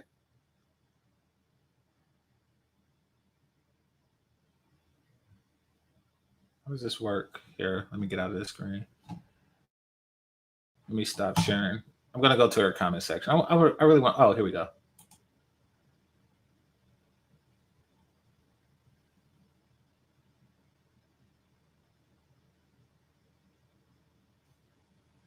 Oh, this is a year old. Okay. Dear young women who are not already mothers, do not have sex with a man who is not your husband. If you get pregnant by a man who is not your husband, he will happily place the majority of the burden on you. We don't know that. We don't know what level of burden he placed on her, if any. Your finances may suffer. Your finances, there is no your finances if you're a good mother. Your mental health may suffer. That's because you were crazy to begin with. Your well-being may suffer. He will not be moved for your sake. Don't do it. All right. Let's see. Depression makes you not want to do anything, not even clean. May she find her balance. She says she was confident enough to wear a bonnet, but burst into tears immediately. I know. So you caught that too, right? Men will drop a woman faster than lightning when they aren't happy, yet we would hold on to for dear life. Yeah, that's why the divorce rate is mostly initiated by men, right? Because we drop people when we're not happy.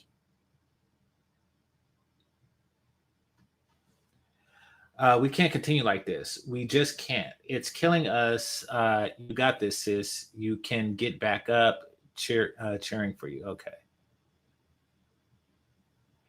Ladies, y'all got to be stronger than this. Repeat after me. I will not tolerate peace for penis. Soul ties are not basically just being an unloving bitch. Oh, poor young woman. Okay. All right. So enough of this foolishness.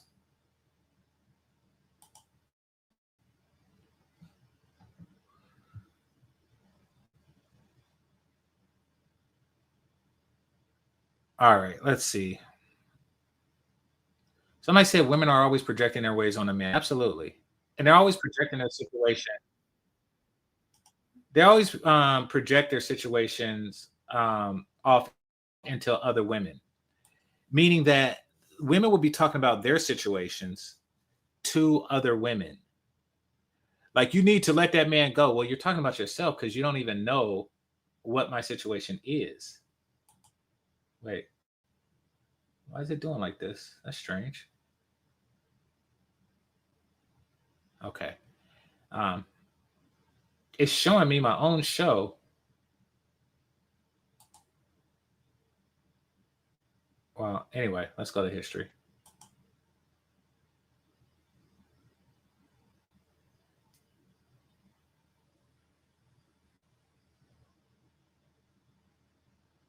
All right, now we're going to talk about this Kenya situation. And really, we're not even going to talk. I'm just going to sit and laugh. Because Cortez, he sent me like a video of the Kenyans protesting. And then I used that to find the channel to, the thing that they were doing. And I don't think that the entirety of the country is full of retarded people, but I will say it does seem like there is a high concentration of that there. And you're going to see why in a moment. Let me just share the screen.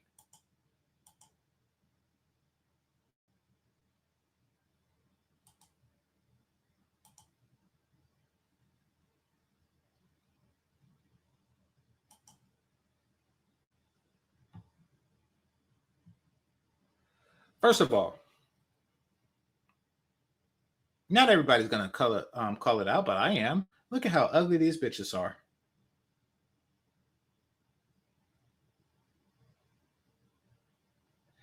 Look at how the men are standing in back on some Jim Crow stuff of the woman. And then they got a picture of Austin, Kid Greatness, and I guess Big Boss, something like that. Apparently he's from Oakland, so, salute to him. They got these cartoon pictures of these guys.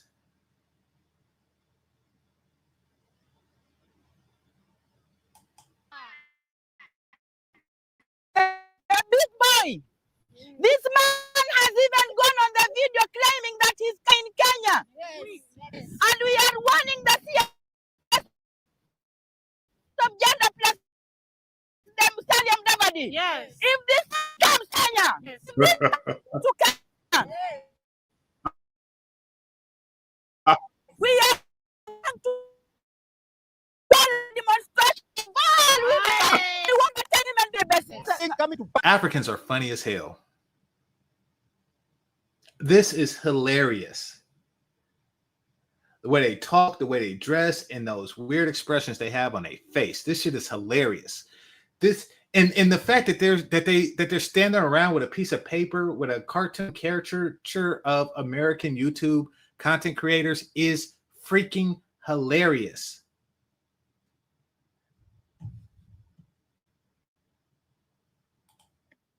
We are lucky to tell these people who are experts at IT, please ban these YouTube channels. Yeah. Pull them down.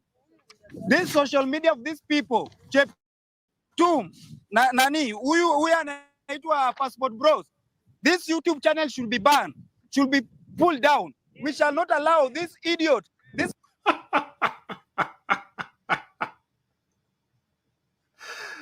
Oh, the hilarity of it.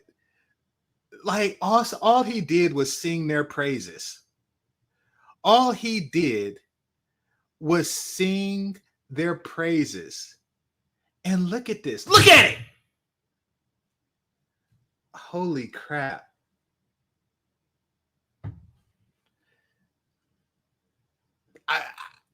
I was just shocked. So this is the whole video of the thing I covered yesterday. I was just shocked. I was like, oh, they got nothing else to do. Oh, yeah, it's supposed to be Austin because it's labeled at the bottom, Austin Holloman. Oh, y'all can't see it because of the thing. Here, I'll show you.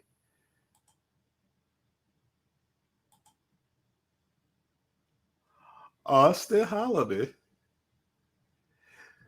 Oh.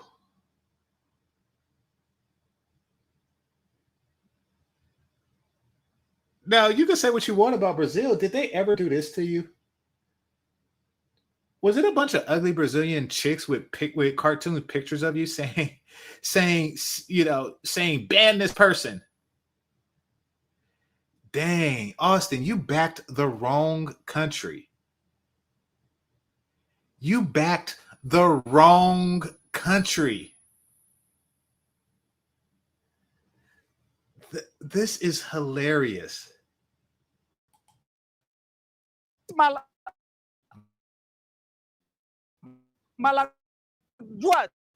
These baboons are coming to our using not going. Somebody said something about Mike Oliver. I don't know who that is. And maybe Mike Oliver is a guy who I was going to talk about. So I'll talk about him now. So another porn that I used to watch was called African Sex Tours, something like that. Maybe the guy who did it name was Mike Oliver. His face was always blurred out. So what I did when I seen this video, so I could have better content for you, was I wanted to look up Kenyan porn, right? And I wanted to see, like, is there a such thing? Because they're talking about all this exploiting that Austin Holloman is doing, and I'm like, I wonder, do I have something to say about the people who actually, is doing that, who's actually about that life like that, right? And as it turned out, the guy from African Sex Tour, and replaced the word sex with the F word, and Google it on Pornhub, and you'll see what I'm talking about, was in Kenya. He was in Kenya. And he was doing some scandalous stuff. I mean, it was just downright nasty, but genuinely entertaining. And so I'm thinking, like, this was for years. Like, I remember seeing that like 10 years ago. And I was like, oh, wow. That took place in Kenya, and they said nothing.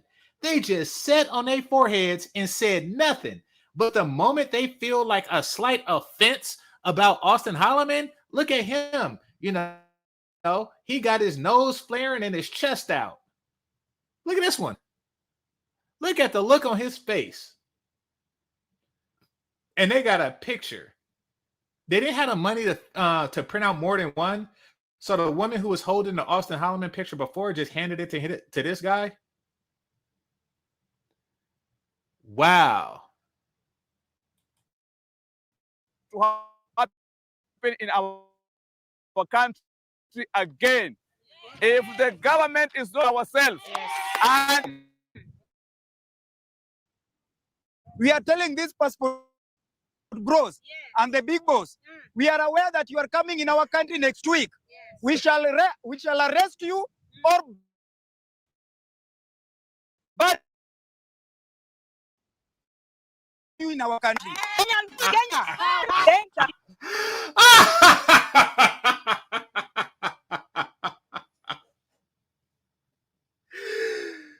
Kenyan woman power. Kenyan woman power.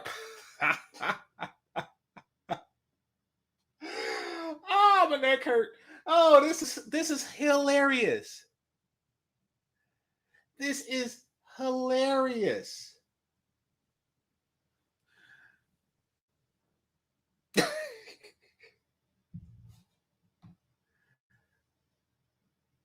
I think I'm gonna have a segment where I just laugh at crap like this. Wow. CI, Deputy President, Bunge la Mwananchi Jacaranda, Bros Passport Brothers.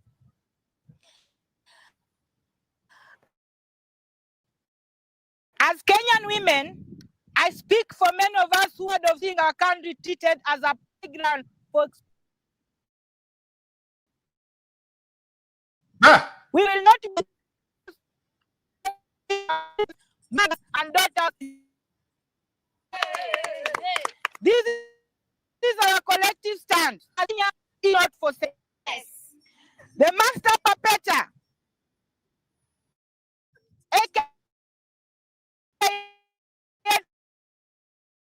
Troy White. I don't know how to speak regular. So I'm not really listening to the words that they say, but the tone and fervor that they say it in, which is making it funnier. They don't speak regular words. I'd rather you not speak English than to speak whatever it is whatever the hell you're doing is.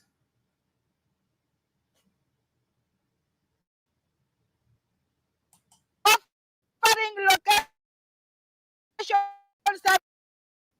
services. He is known in Nairobi, Nairobi Circle, gathering where grooming is largely planned. What two? Being perpetrated by Gerald Justin Frenny, in brackets J Jello. He fundraised Tara YouTube and Venmo. He created pornographic material. And that's why I looked up Kenya and Pornhub, because I'm like, wait, he made Kenyan porn? I was like, do y'all have your own porn? And apparently they do. And according to Cortez, because Cortez is a freak, you know, they be eating shit. And they do it with a shit-eating grin on their face. So, yeah, I didn't know that. But if Jay Rillo want to do something like that, I guess it's bad. It's, yeah.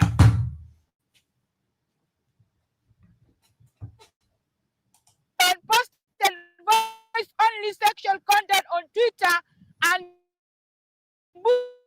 boosted he could date any women, even president's daughter. He did say that shit. He did say that shit.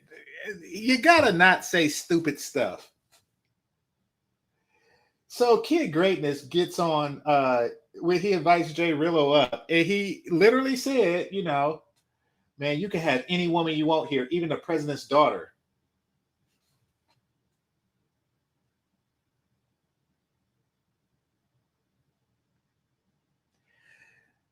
Stuff like that is just downright. This crew is really just fucking up country, saying stupid stuff.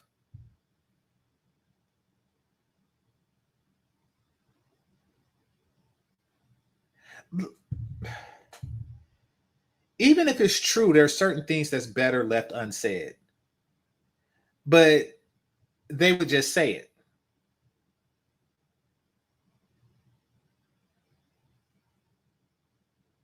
And then, you know, since women don't want to be known as easy, even if they are, they're going to give you pushback now because you just called them easy. That's something that white dudes aren't doing. I mean, where's the white guy that says I could go to Africa and have the president's daughter?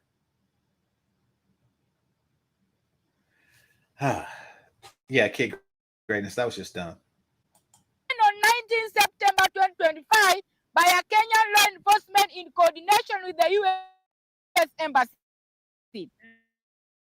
Deported, yet continue to post videos from the USA. Third, they encourage a big boss really talk. They glorify sex tourism, openly adding will sleep with women without condoms, while on PrEP and HIV prevention drug, and was associated with film as coded and exploited women in Nairobi, and plans to travel in October 2025 from South Africa to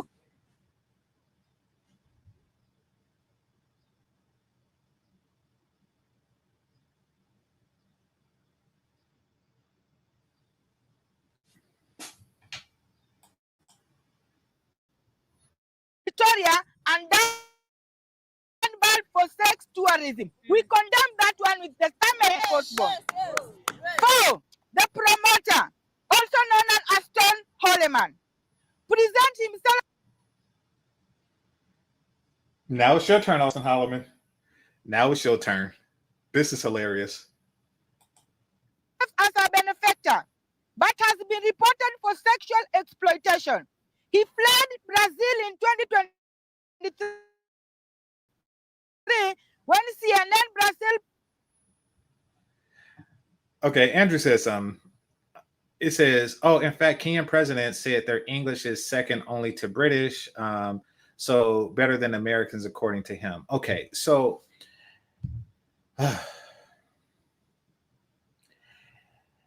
maybe their English is better. And perhaps like this particular section of deplorables, English is just as deplorable as they are.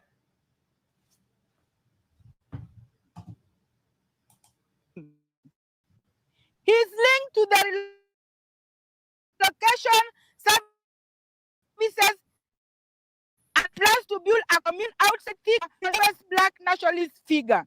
He once admitted on Patreon that he made a Kenyan women bleed so much. That was a very sad story.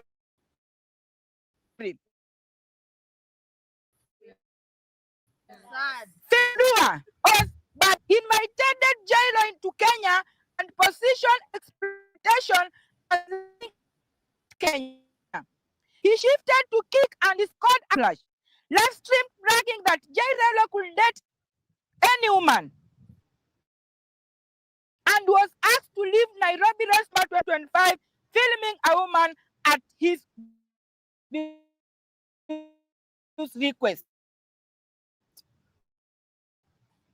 Somebody says Austin just screwed worldwide. Where can he go and have a life? Does he come back to the U.S. With his tail between his legs? I don't think he's ever going to come back to the U.S. unless financial circumstances summons him back. I do think that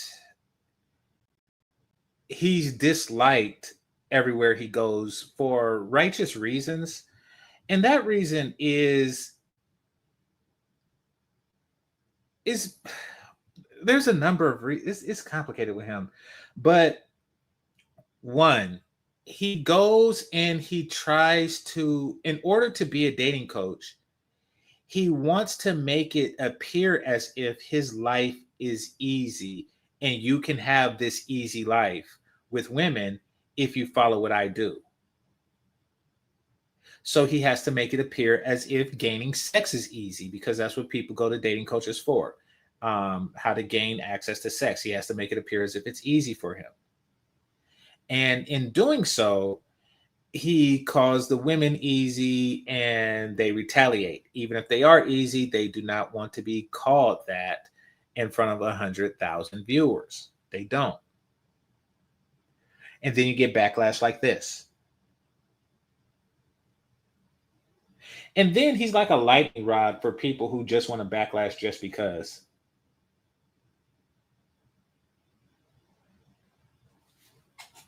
So, yeah, I mean, he's pretty much screwed worldwide. I mean, I know he said that, now he's trying to make geopolitical commentary, which the people who subscribe to you didn't subscribe for that. So if you're going to try to sell Kenya or try to sell like a travel lifestyle without showing the sexual benefits of it, that's destined to fail. Maybe I'm wrong, but that's destined to fail. We want to say as women of this country. Yes. As women of this country, that we are not happy with what is going on. Yes. When we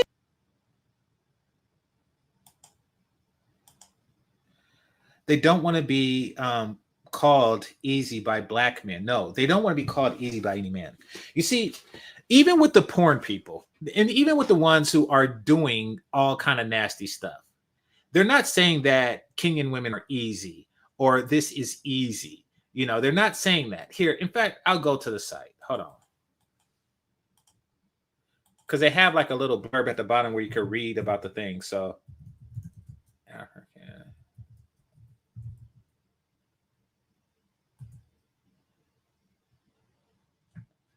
oh, no wonder.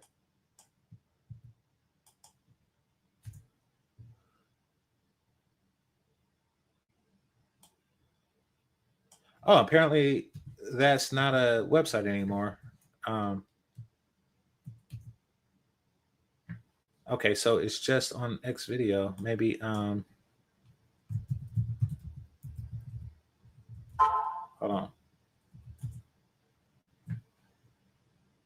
Huh. That's interesting.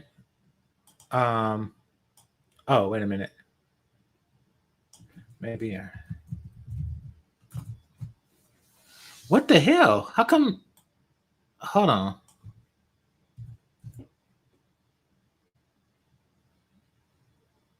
Okay, something is wrong with my Google because, like, nothing is coming up when I search stuff.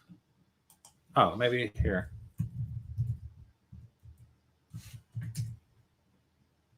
Okay, that's what it was. All right.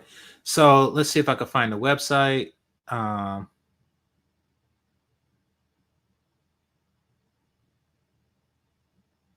okay, I'll just go to X video and see if they have like a because that's where I see it, but I want to see if they have like because sometimes they give like a little bio of what it's about, you know. Um,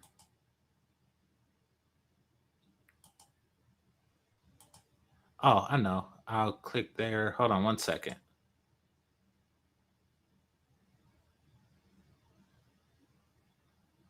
Dang, how can I read the bio of what it's about? Okay, so they don't do that on X videos. They do that on porn. I don't read the bios, but I do remember seeing them. Let's see.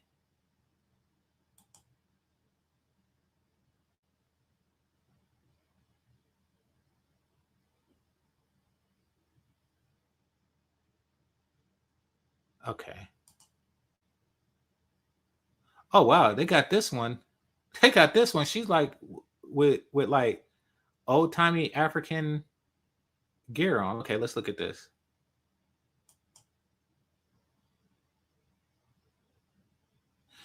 Here we go. All right, so this one is entitled is titled Hot African Girlfriend is Banged on All Fours by Her White Boyfriend. All right, let's read it. It says Slim Ebony Girlfriend gets rammed doggy style after a rut deep face F. Handling such a big C word is no easy task, but Lee has deep throat and quite submissive. Or is it Lee has a deep throat and is quite submissive, so she only wants to please her man for complete videos. Yeah. So that's an example. That's an example. Notice how, even though what he said was what he said, he didn't call them easy. He didn't say it was easy to do. It's just that, like, you know, this is what she is for her boyfriend. Let's read another one. Her quote unquote boyfriend. Let's read another one. This one is called Deep Black Tight Cat. All right. Real amateur black ebony, petite, skinny bombshell takes my C word like a professional doggy style W word. Okay. So yeah, they don't call them easy. They call them a lot of things that Austin, he crosses the line when he says they're easy.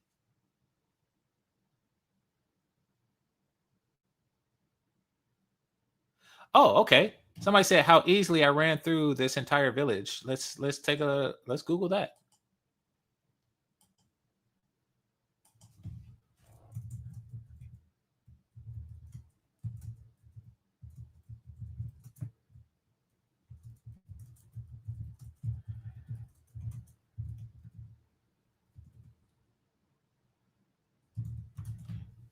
All right, let's see.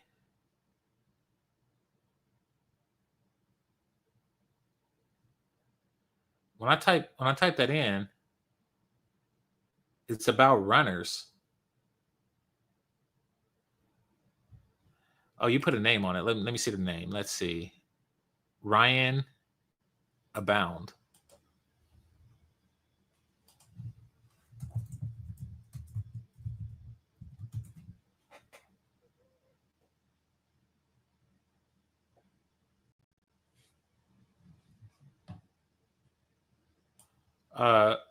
Here, I searched in Google. Nothing really came up related to that. Let me go to YouTube.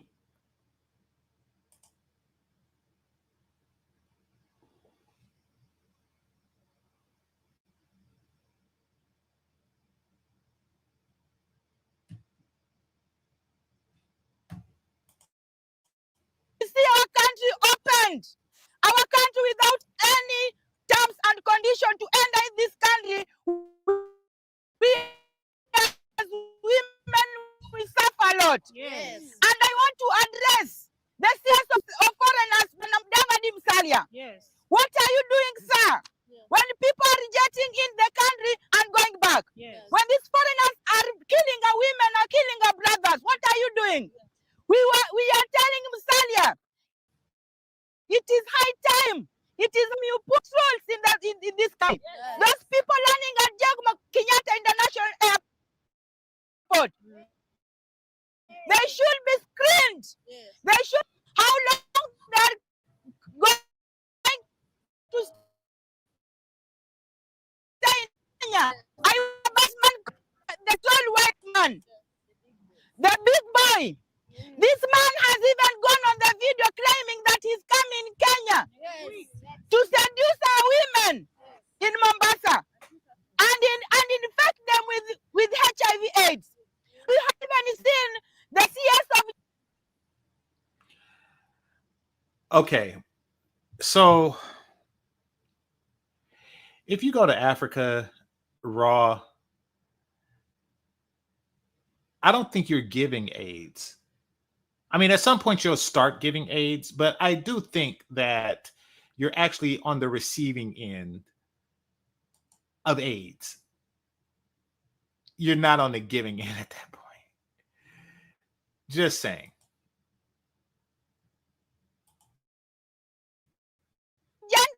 that woman called Hanan Cheptumo. I am Deputy President of Bunge la Mwananchi, and I have called a press conference before her. Yes. I want to tell Samaruto, when you are electing these leaders to be CS, someone like Hannah Cheptumo is disqualified even to lead the position of CS of gender. Correct. The first position, the first role of CS of gender. This is hilarious to watch a bunch of ugly broads get up and talk crap as if their opinion matters in the universe. And they're saying it with such conviction and fervor. It's just wonderful. Is to speak about the girl problems. That living on his. Less than if you have anybody, if you I am asking me to lead the agenda of this country. Yes. We have to see a big I am a lawyer. Yeah. Holy crap. This is your lawyers. These are your lawyers. This is funny as hell. This is hilarious. This is no longer hilarious. This is hilarious.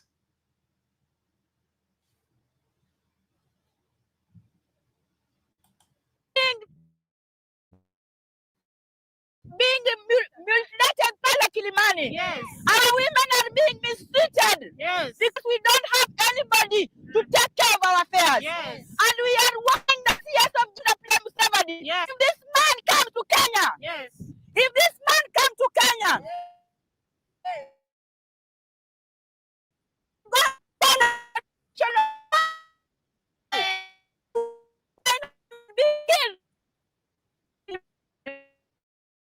I'm warning even Ruto because let the whole Yes. child life matters. Yes. A girl child life matters. Yes. And the Women's power. power.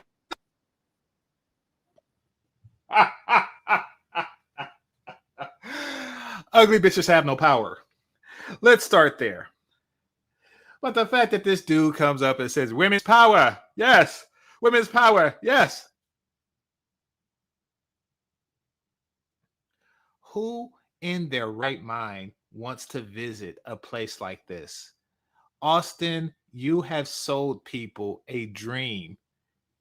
You accuse passport bros of selling men a dream. Where in the hell? What in the hell were you selling? They threatening people. They threatening people. Imagine being jet lag after a 24-hour flight just to get off to have to fight these clown niggas and ugly bitches. Just imagine if that's your vacation.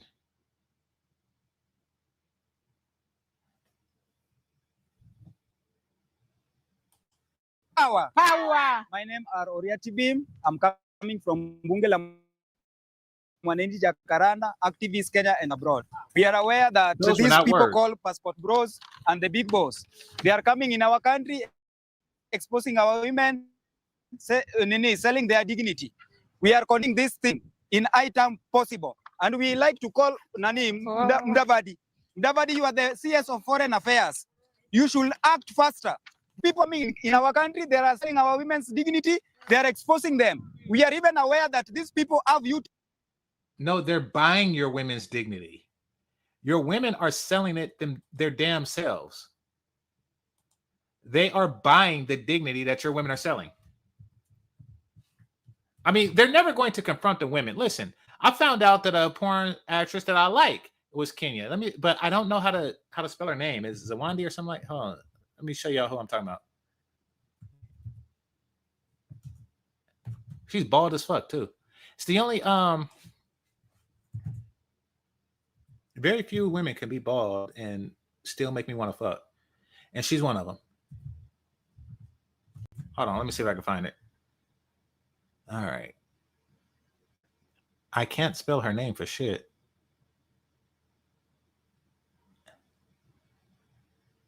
Ah, here it is. Okay, at least there's her picture. Let me see. Maybe if I click on the video, her name will come up.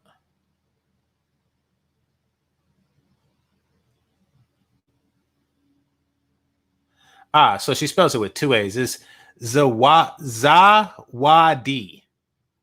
Both A's are doubled. So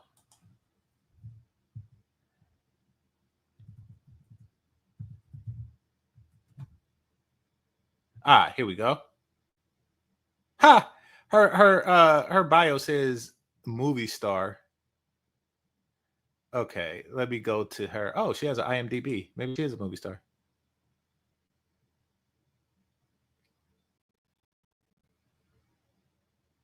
Wait, where's her picture? I'm trying to get y'all a picture of her. Well, y'all look her up yourself. Like, I'm trying to get like a clean picture so I can show y'all who I'm talking about. Oh crap, I didn't mean to do that.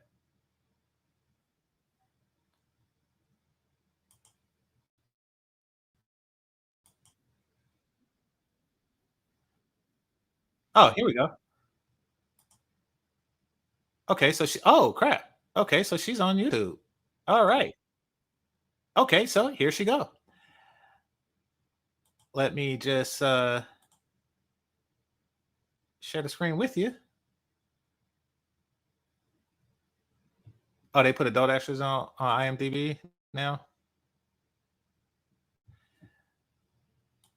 So, but the point is that she's been out for a while because she's like 36 years old, 36, 37 years old. She's been doing this for a while, and they don't have crap to say to her. They don't. Where's the cartoon picture of her talking about you are selling your dignity? You're selling your dignity. They're like, these men are selling your dignity. This is madness.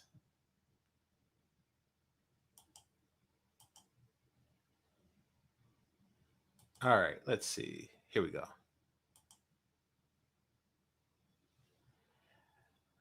So I'll never forget.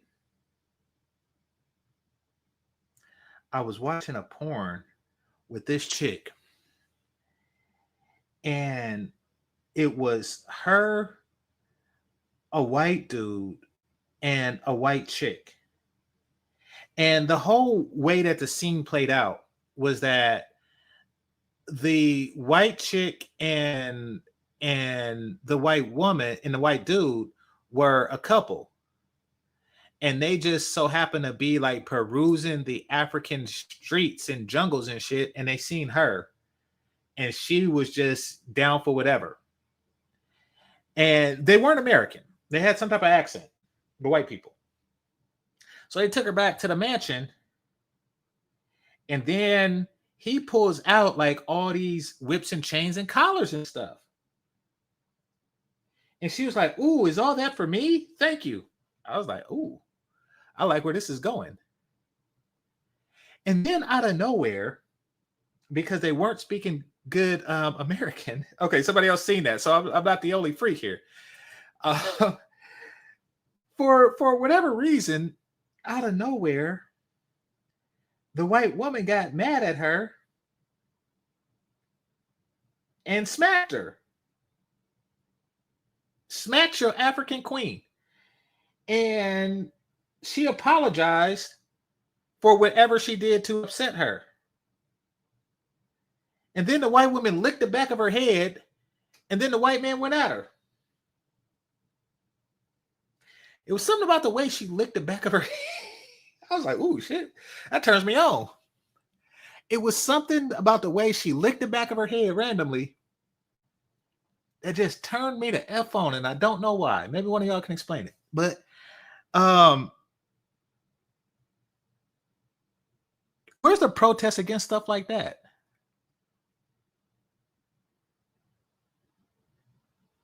Where's all the fervor? Where's all the, woman power? Woman power. So this is her. Let's see what this YouTuber has to say.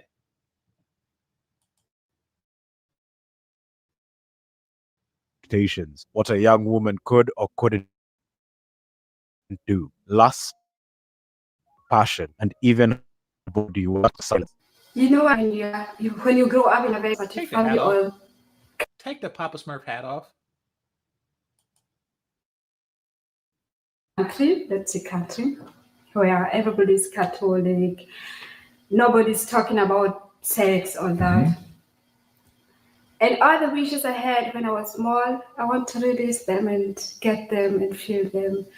And in porn, you learn a lot, what you don't even do at home, most of the things. And this makes me so, wow. But even then, Zawadi knew she was different. She loved deeply, craved connection, had a curiosity that would define her life's path. In 2009, Zawadi moved to northern Germany, where she trained as a nurse and built a family life. For years, she balanced the demanding high-pressure world of healthcare with her passion for self-expression. And it was here, amidst the challenges of being an immigrant, a wife, and a nurse, that Zawadi discovered a new world. One that would change her forever. Okay. It was in 2018. Here you have a Kenyan woman who was a wife, nurse, possibly even mother, said, you know something? I need to suck some white peen and have a white woman smack me and lick the back of my head. I knew I was missing something in life. And that's what it is. I need to be smacked around a bit and have somebody lick the back of my head.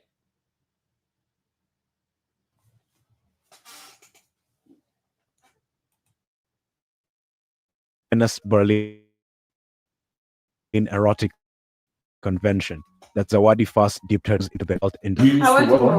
I used to watch porn. I watch porn with my husband. I watched you a lot of times. Oh, that's very nice. I didn't know at the first time I will watch together. So, What began as a simple exploration with her husband, a chance to indulge her love for sex and adventure, soon evolved into something much larger. Zawadi Fast forward past that. Okay. and her own production company, Zawadi's Media. She's building her empire her way. Her passion for creating high-quality, authentic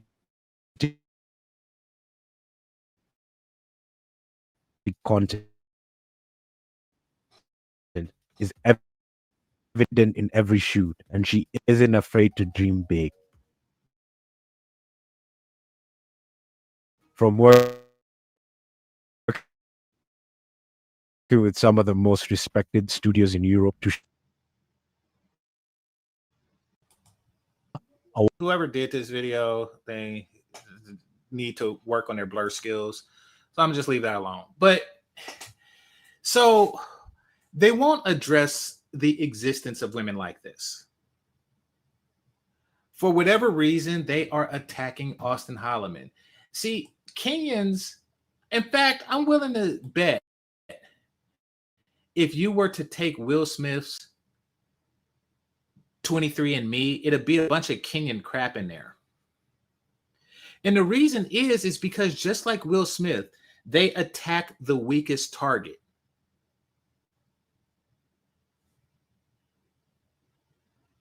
And that's Austin Holloman and crew.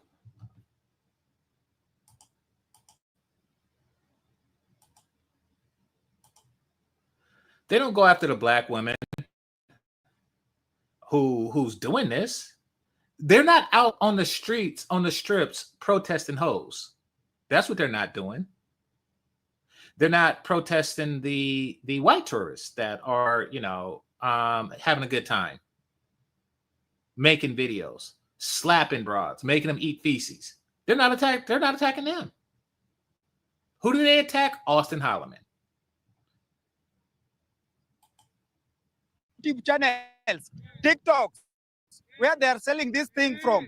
We are selling this passport bros and the big boss. We are aware that you are coming in our country next week. We shall arrest you or ban you in our country. We shall not allow. If the CS of Foreign Affairs Mudavadi and this woman called Ann Cheptum, if you want to protect our women, we shall protect them. Yes. We shall protect them. We will not allow outsider foreigners to use our women. Kenya is not for sale. Yes. Therefore, we would like to tell these people, passport bros, be aware of it. We have marked your faces, and we know very well that in our country, around my 5-man crew is going to surround an airport.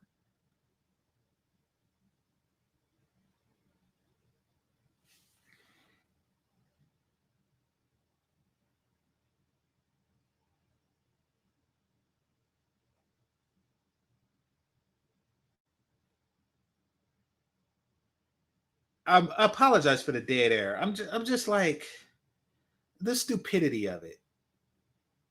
I can't stand like talk tough people. We're gonna surround the airport and do what, nigga? Like, what are you really gonna do? What the you gonna do?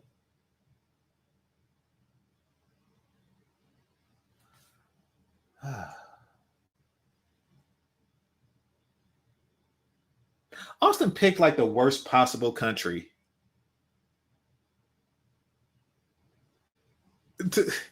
He picked the worst possible country.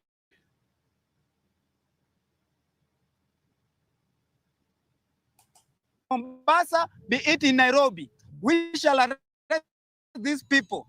We shall not allow our women to be sold. Prostitutes. Tell it to Zawadi. Not prostitute. Yeah. These people are learned. Yes. These people are mature. They have dignity. They are learned. They have degree. These people are not prostitutes, except the ones that are prostitutes.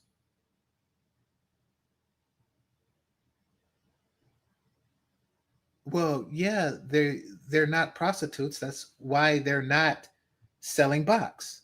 But in your country, like every other country, there exist prostitutes.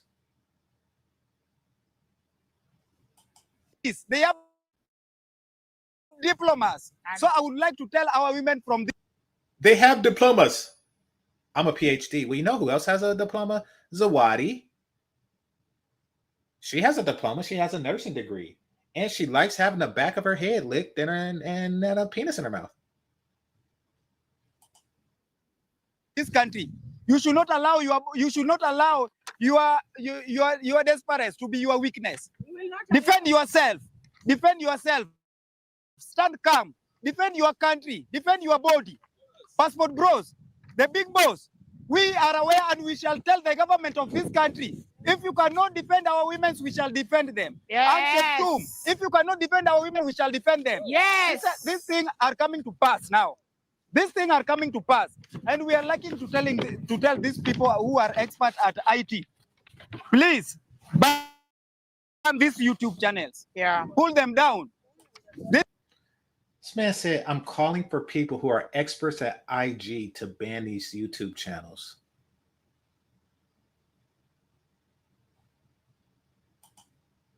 Somebody say he's a Kenyan simp. Yeah, obviously. The man stands up and says woman power. The things people would do for some ugly Kenyan box is just ridiculous. It is just ridiculous. Social media of these people, Cheptum, And he's still not going to get it.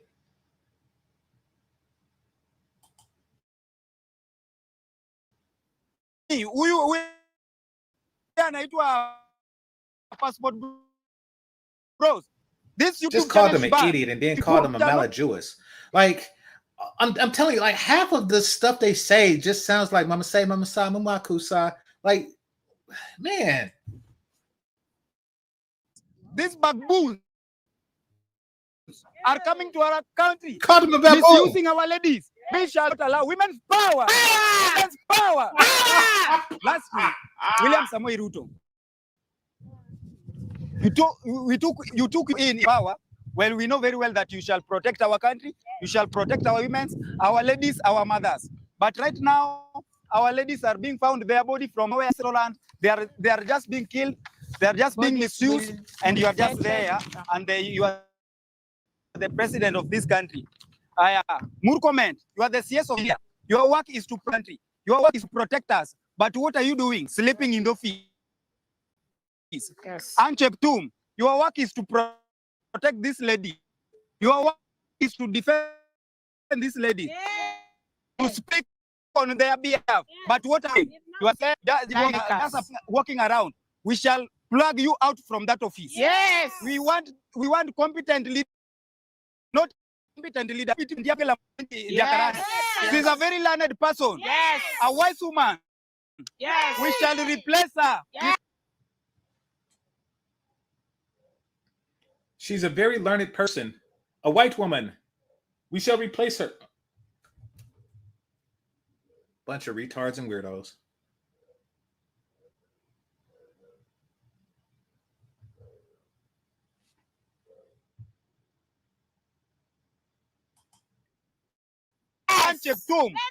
We shall replace you. Yes. And also we are aware that we have some business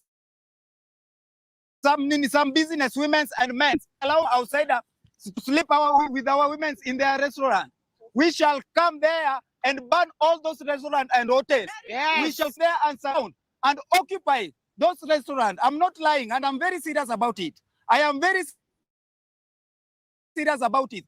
These people are coming to affecting our ladies with HIV and AIDS. Yes. Affecting our ladies with HIV and AIDS. These passport bros and the big boss. Yes. And we are warning you, you people, if you dare to come in our country again to affect our ladies, we as Kenyans, we shall cut out your pennies. Yes. We shall cut out your pennies. Yes. I'm not lying. If our leaders cannot protect our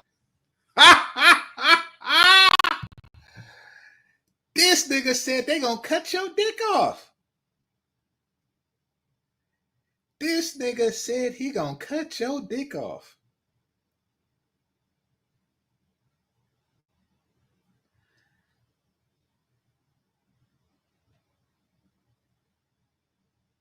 Of all the countries that Austin Holloman had access to in the world, he chose the country where the men are saying we're going to cut your dick off. Once again, African sex tours, Zawadi, all of this. You could type in. I don't have to do the research myself. Y'all can just type in, Kenya in Pornhub and see what pops up. And never do they threaten to cut their penis off. I'm going to play that again. Ladies, we as Kenyans, we shall cut your pennies. Yes. We shall cut out your pennies. Yes. I'm not lying. If our leaders cannot protect our country, if our leaders can. Yes. We shall cut your penis off. Not protect our women. We shall protect them. We shall do. We cannot allow nobody do your work. And Cheptum do your work. And if you cannot do your work, we shall show you how to do that work. We shall show you how to do that work. In Kenya, people are very peaceful. If you go to Mombasa, if you go to Germany, if you go to Dubai, they are putting so much restriction that you cannot enter in that country if first the government hasn't checked your documents. You cannot be in that country if you don't have anything to do there. But in our country, they're just allowing these people to enter in our country to do this business and go for free. But this time round, you are going to know that this country must be respected. Yes. Must be respected. Yes. Everyone living in Kenya must be respected. Yes. So we are warning you lastly that the passport and your team, do not dare come in our country. Yes. Do not dare come in our country because we have already marked your face, your pictures. We have your all documents. We have all ideas that And you have been using. have been And your channels. He picked. I mean, the only way Austin could have picked the worst country is if he would have suggested Passport Bros need to go to Ukraine. While talking shit about Brazil, he's saying you should come to Kenya instead. And these are the results. This nigga said, we're going to cut your penis.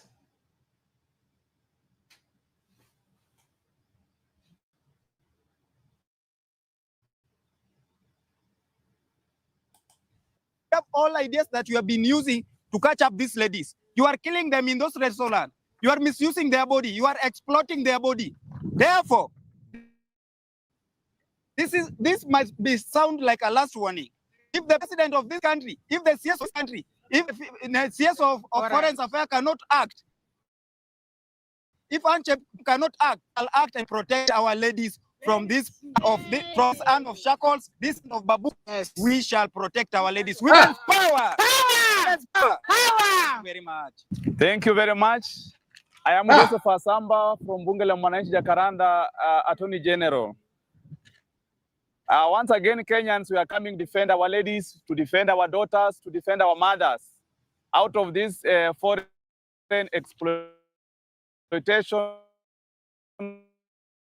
from these foreign syndicates, known as aware of what activities these people are coming to do in Kenya.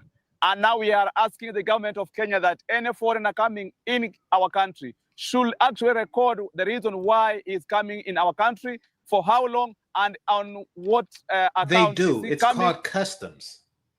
You don't know that because you haven't been anywhere except that fucking, wheat field in the middle of nowhere. Like,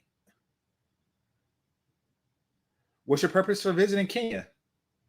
Business or pleasure. They do that to all countries, you freaking moron.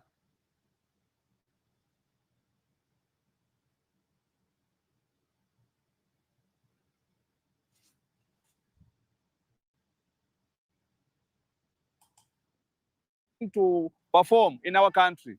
We are very sad that these people, especially this man I'm holding in my hand, the big boss. The big boss is now taking our country and our the country of Kenya as a battleground and as a breeding ground for immorality and graphic recordings. We are telling those foreigners that as from today, we have actually recovered and we have all your records. We know everything in this country. We know all the networks you are using. Yeah. And we are now asking the government of Kenya Yes. that you must take action as early as this. Yes. We are actually condemning the gender CS, Madam Anne Cheptumo. You are very incompetent, Yeah. and that is why you cannot sound a warning. This particular action is taking place. Yeah. The big boss, I don't know if he's well connected with the government because the government is silent while the big boss is coming to exploit, humiliate, intimidate, and discriminate our young ladies. He is even executing shooting them. We also find some of our ladies being killed.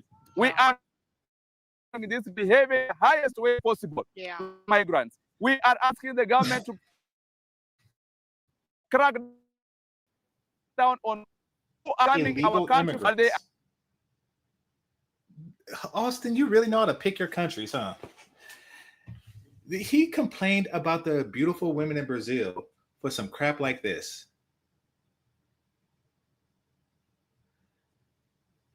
This is spectacular.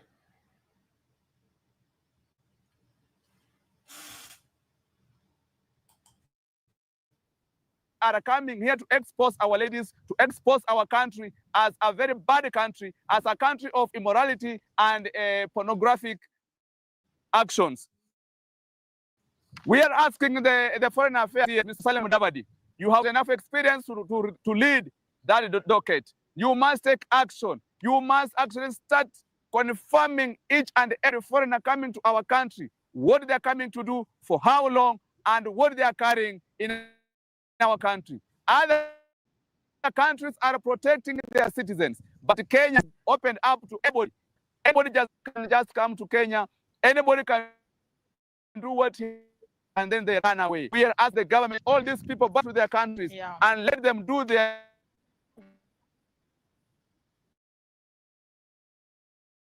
own countries. Not here. We want them to stream these illegal videos, nudes that you record from our ladies. We are going to shoot down those YouTube channels. You must register with MCSK for you to streamline or to shoot all those videos. If I am asking the government under the CSK, CSK and to regulate and manage properly, YouTube accounts are being used to exploit our country in the way of incompetent CSS among other leaders. Okay, I'm sick of this African babble. I'm done with this. I'm gonna close down now because wow, I mean, when I first seen it this morning, I was cracking up. Now it's like less funny. Now it's just like it's really just sad. Like it's just sad to be this much of a simp, and yeah, I feel bad. I feel bad, you know. Anyway.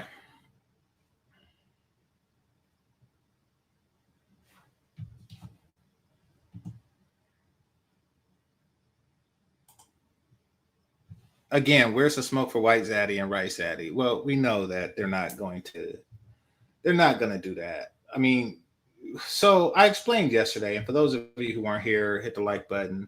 But I explained yesterday that the reason why they have smoke against the black men, the very few black men, you know, because they have like 3 pictures up or 4 pictures up. The reason why they have smoke for them and they never have smoke for like White Zaddy, who goes and, you know, make African porn and, you know, all kind of crazy stuff, is because the sisterhood is united, meaning that the Black American sisterhood is united with the Kenyan sisterhood.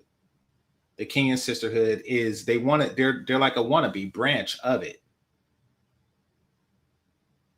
So they don't like Passport Bros because of what Passport Bros say and do to Black American women. See, they don't mind what Rice Zaddy or Zaddy does to Black American women, because to them, you know, they're harming the European woman or the Asian women that they are leaving at home. They don't mind that.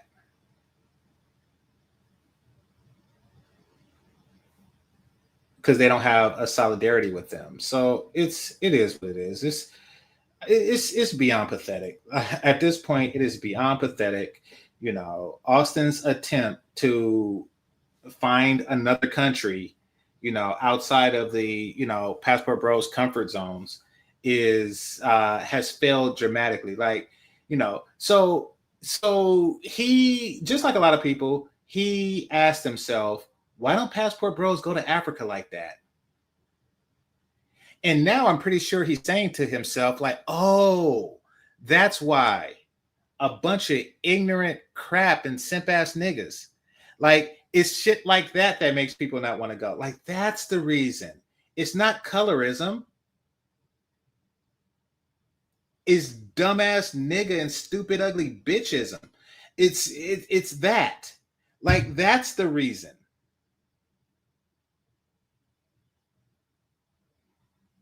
And now he's found out the hard way. Now, are we ever gonna hear him say, "I was wrong about King"? I doubt it. I doubt it. He promoted it too hard to now he just looks stupid. I mean, he promoted Brazil hard. I mean, he learned Portuguese. He spent a year learning Portuguese before he even went. You know, so he promoted that hard. Then, you know, the moment something didn't go his way, you know, he went against it. Well, now things aren't going your way there. And it's a lot worse than what was going on in Brazil. Like a woman making googly eyes, you know, at a white dude for a little bit of time. Like, look at what's going on in Kenya. Like, it's, yeah.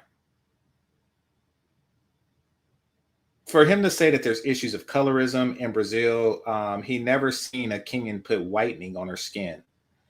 Like, this is just a horrible, horrible L. This is a capital L. This is not a lowercase L.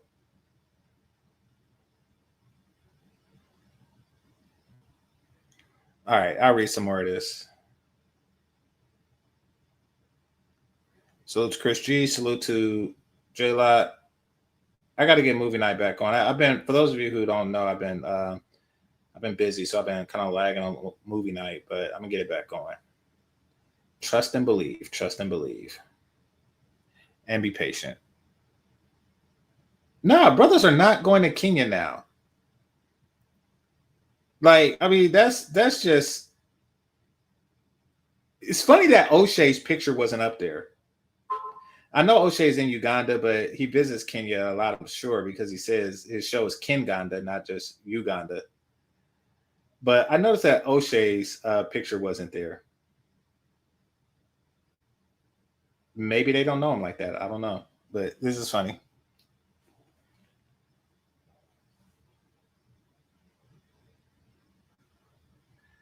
Austin been on the same BS. Of course he has. It's Austin. Like, listen, I mean, and I went to his show. Of course, I got kicked off.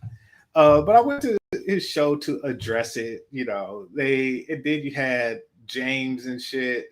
This shit was just madness.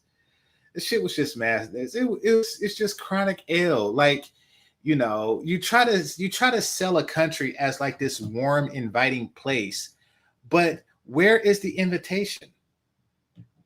Because somebody brought up a good point on BMT's panel, and that was only like 500 people watched it, and from the comment section, it looked like most of those 500 people were against what they were doing. So this doesn't have range. But my counter argument was, where is the support? Like, where do we see the Kenyan peoples, men or women, inviting you? Where are we seeing them say, come to Kenya? You will enjoy yourself. I guarantee you will have a good time in Kenya, because we see women doing that in the Philippines. We see them doing that in Thailand, begging us to come here. Are there? We see them doing it in Colombia, like I showed you last time. You know, I like that Colombian dating site. You know, and here, let's see if they do it in Brazil.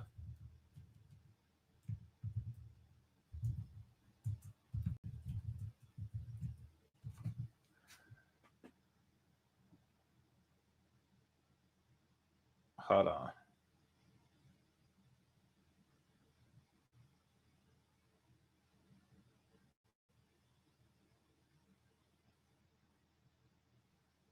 I typed in Brazilian dating, and like a 2-year-old video of Austin Holloman came up.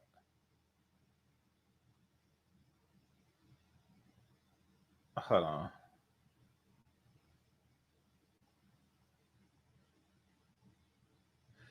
Here we go.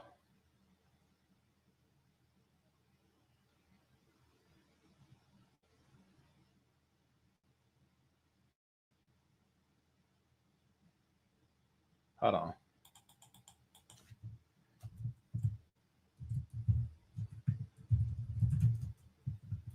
I'll type this in.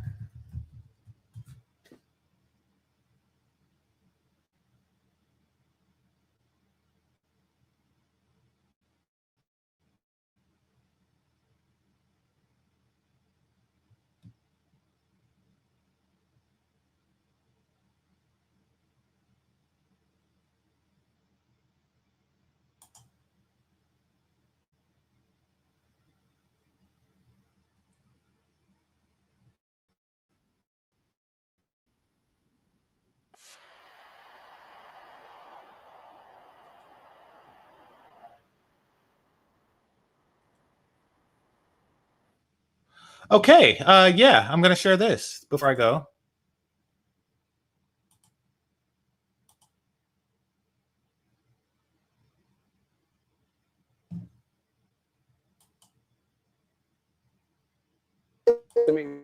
What's your name? Marie. Marie. Marie. Yo. Hi, what's your name? What's up? Lela. Sorry? Nice to meet you, Lela. Lela. Lela. Lela. Wow, you are unbelievable. What does this mean? Yeah, holy shit. What does this mean though? Huh? Is this me? Hold on. Gameplay. Is that me? I'm gonna take the one. You take the. You. What is that me? Okay. You take the light skin. I'll take the brown one. Okay. Brown one. You go. Okay. Light skin. So look. I mean.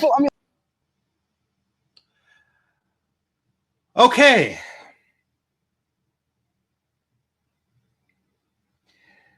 So while Austin is getting protested and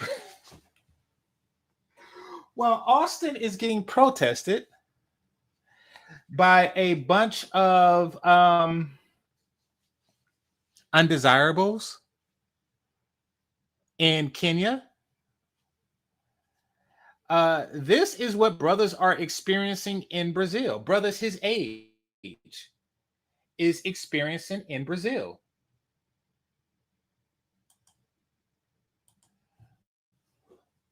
What in the fuck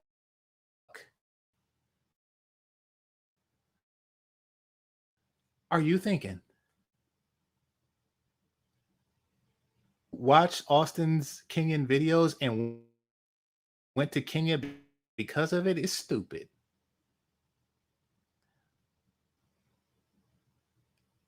And it's closer. It's closer. It's closer. I wow. Just wow.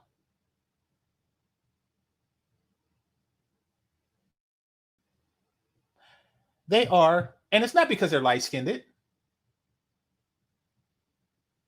It's because they're pretty-skinned. It's because of everything that the skin is containing. It's because they're ass skinned. It's because they're titty skinned. This is unbelievable.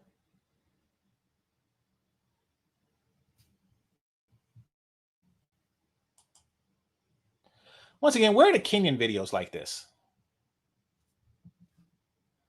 He picked. It is spectacular that he shitted on people who went to Brazil, went to Kenya to be shitted on.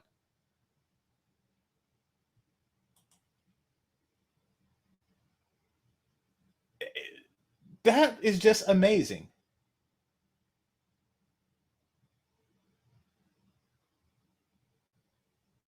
Oh shit. Did a video with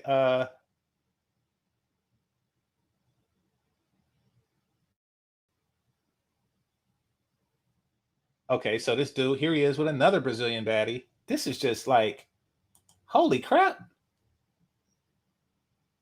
Okay.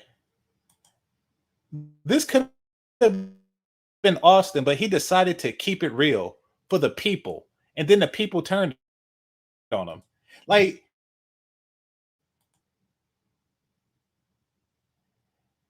this Austin could have been here with her.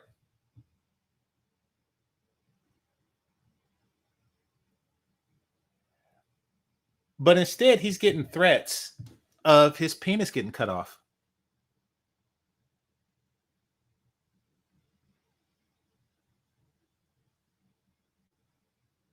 Wow.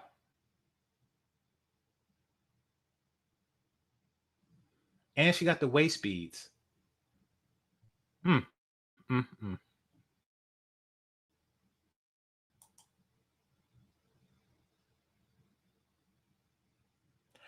I'm trying to picture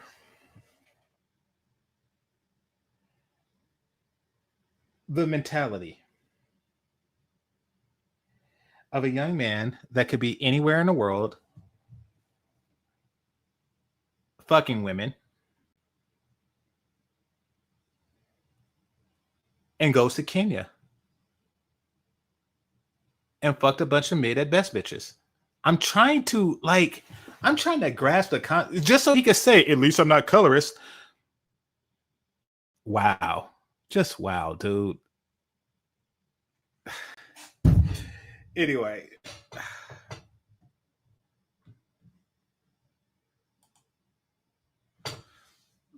The light-skinned women are nicer. The black women, their age, are not known to be nice to black men. Well, here's the thing. Because Zawadi is nice, at least visually speaking, and she's a freak. Like, she can't get enough. So it's not like they don't exist. It's just that they don't take relationships seriously until they're much, much older, until they're no longer hot. Like the women in the first video who yes, dating in your 30s is tough. It's like, well, that's why you shouldn't do it.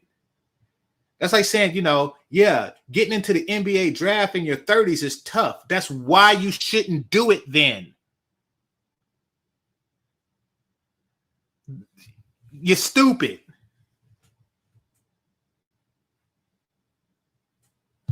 But black women, they have that thing that they do. I mean, a lot of it is their own inferiority complex, which is really the only difference between the light-skinned chick and the dark-skinned chick, is the light-skinned chick don't have an inferiority complex and the dark-skinned chick do.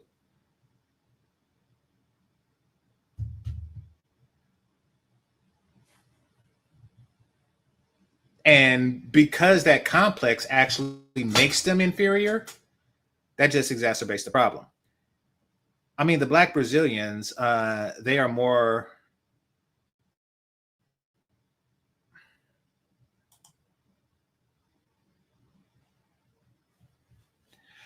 I mean that black Brazilians, they are more colorist than Kenyans. I've been to Brazil. I've never been to Kenya. I'm going to say I don't believe that that's true. The reason why is because whitening is not a thing in Brazil.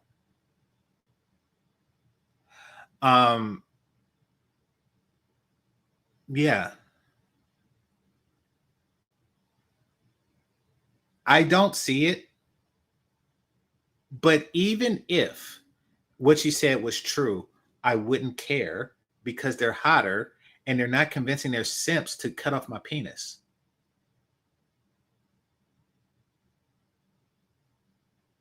See, any action that begins with, or any action that ends with you getting your dick cut off, you really have to reevaluate the steps that it took to get there.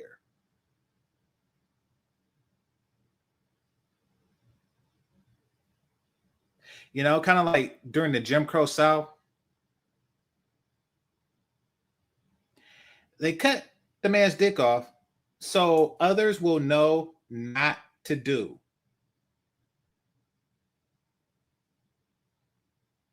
Like, something? Next time I see a white woman, I won't whistle. Like, that's the whole, like they were going to cut Django's dick off. They're like, something? What I'm not going to do is shoot up the plantation owner and a bunch of overseers. Like there's no greater example of what not to do than to watch a dick get cut off.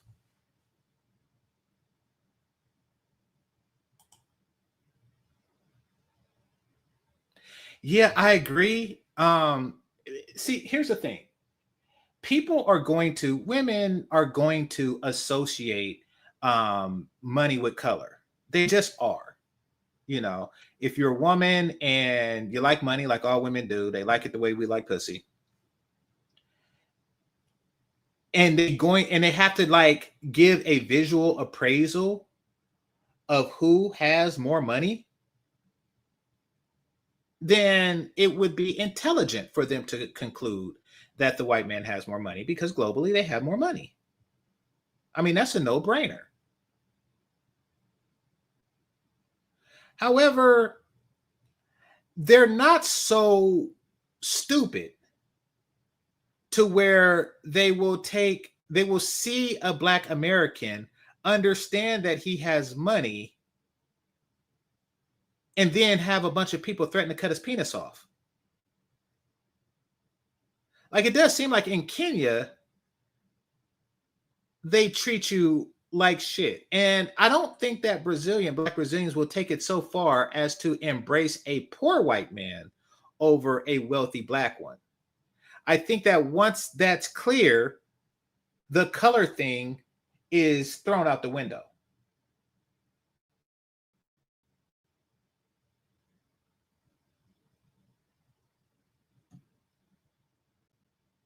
It's part of not being stupid.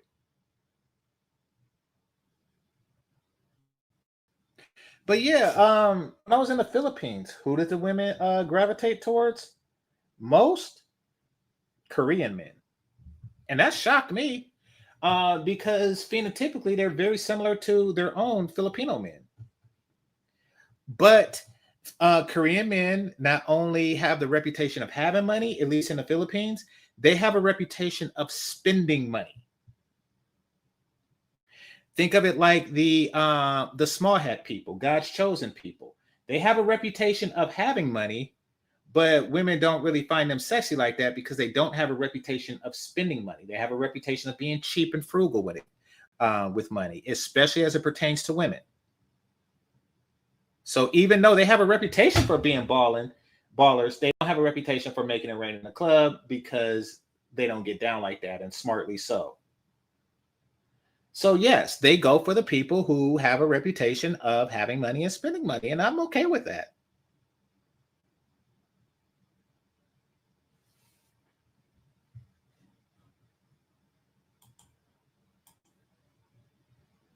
Taller than what?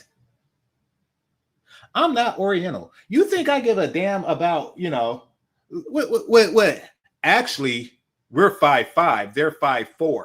What the fuck? I don't care. I got a 6 in front of my height. Fuck.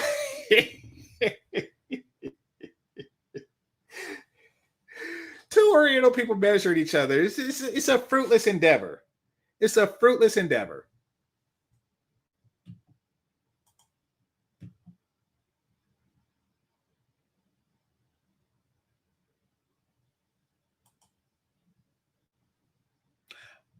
Anyway, I want to thank everybody that participated. We'll do this again. This is GameChanger 00100. Game over. Peace.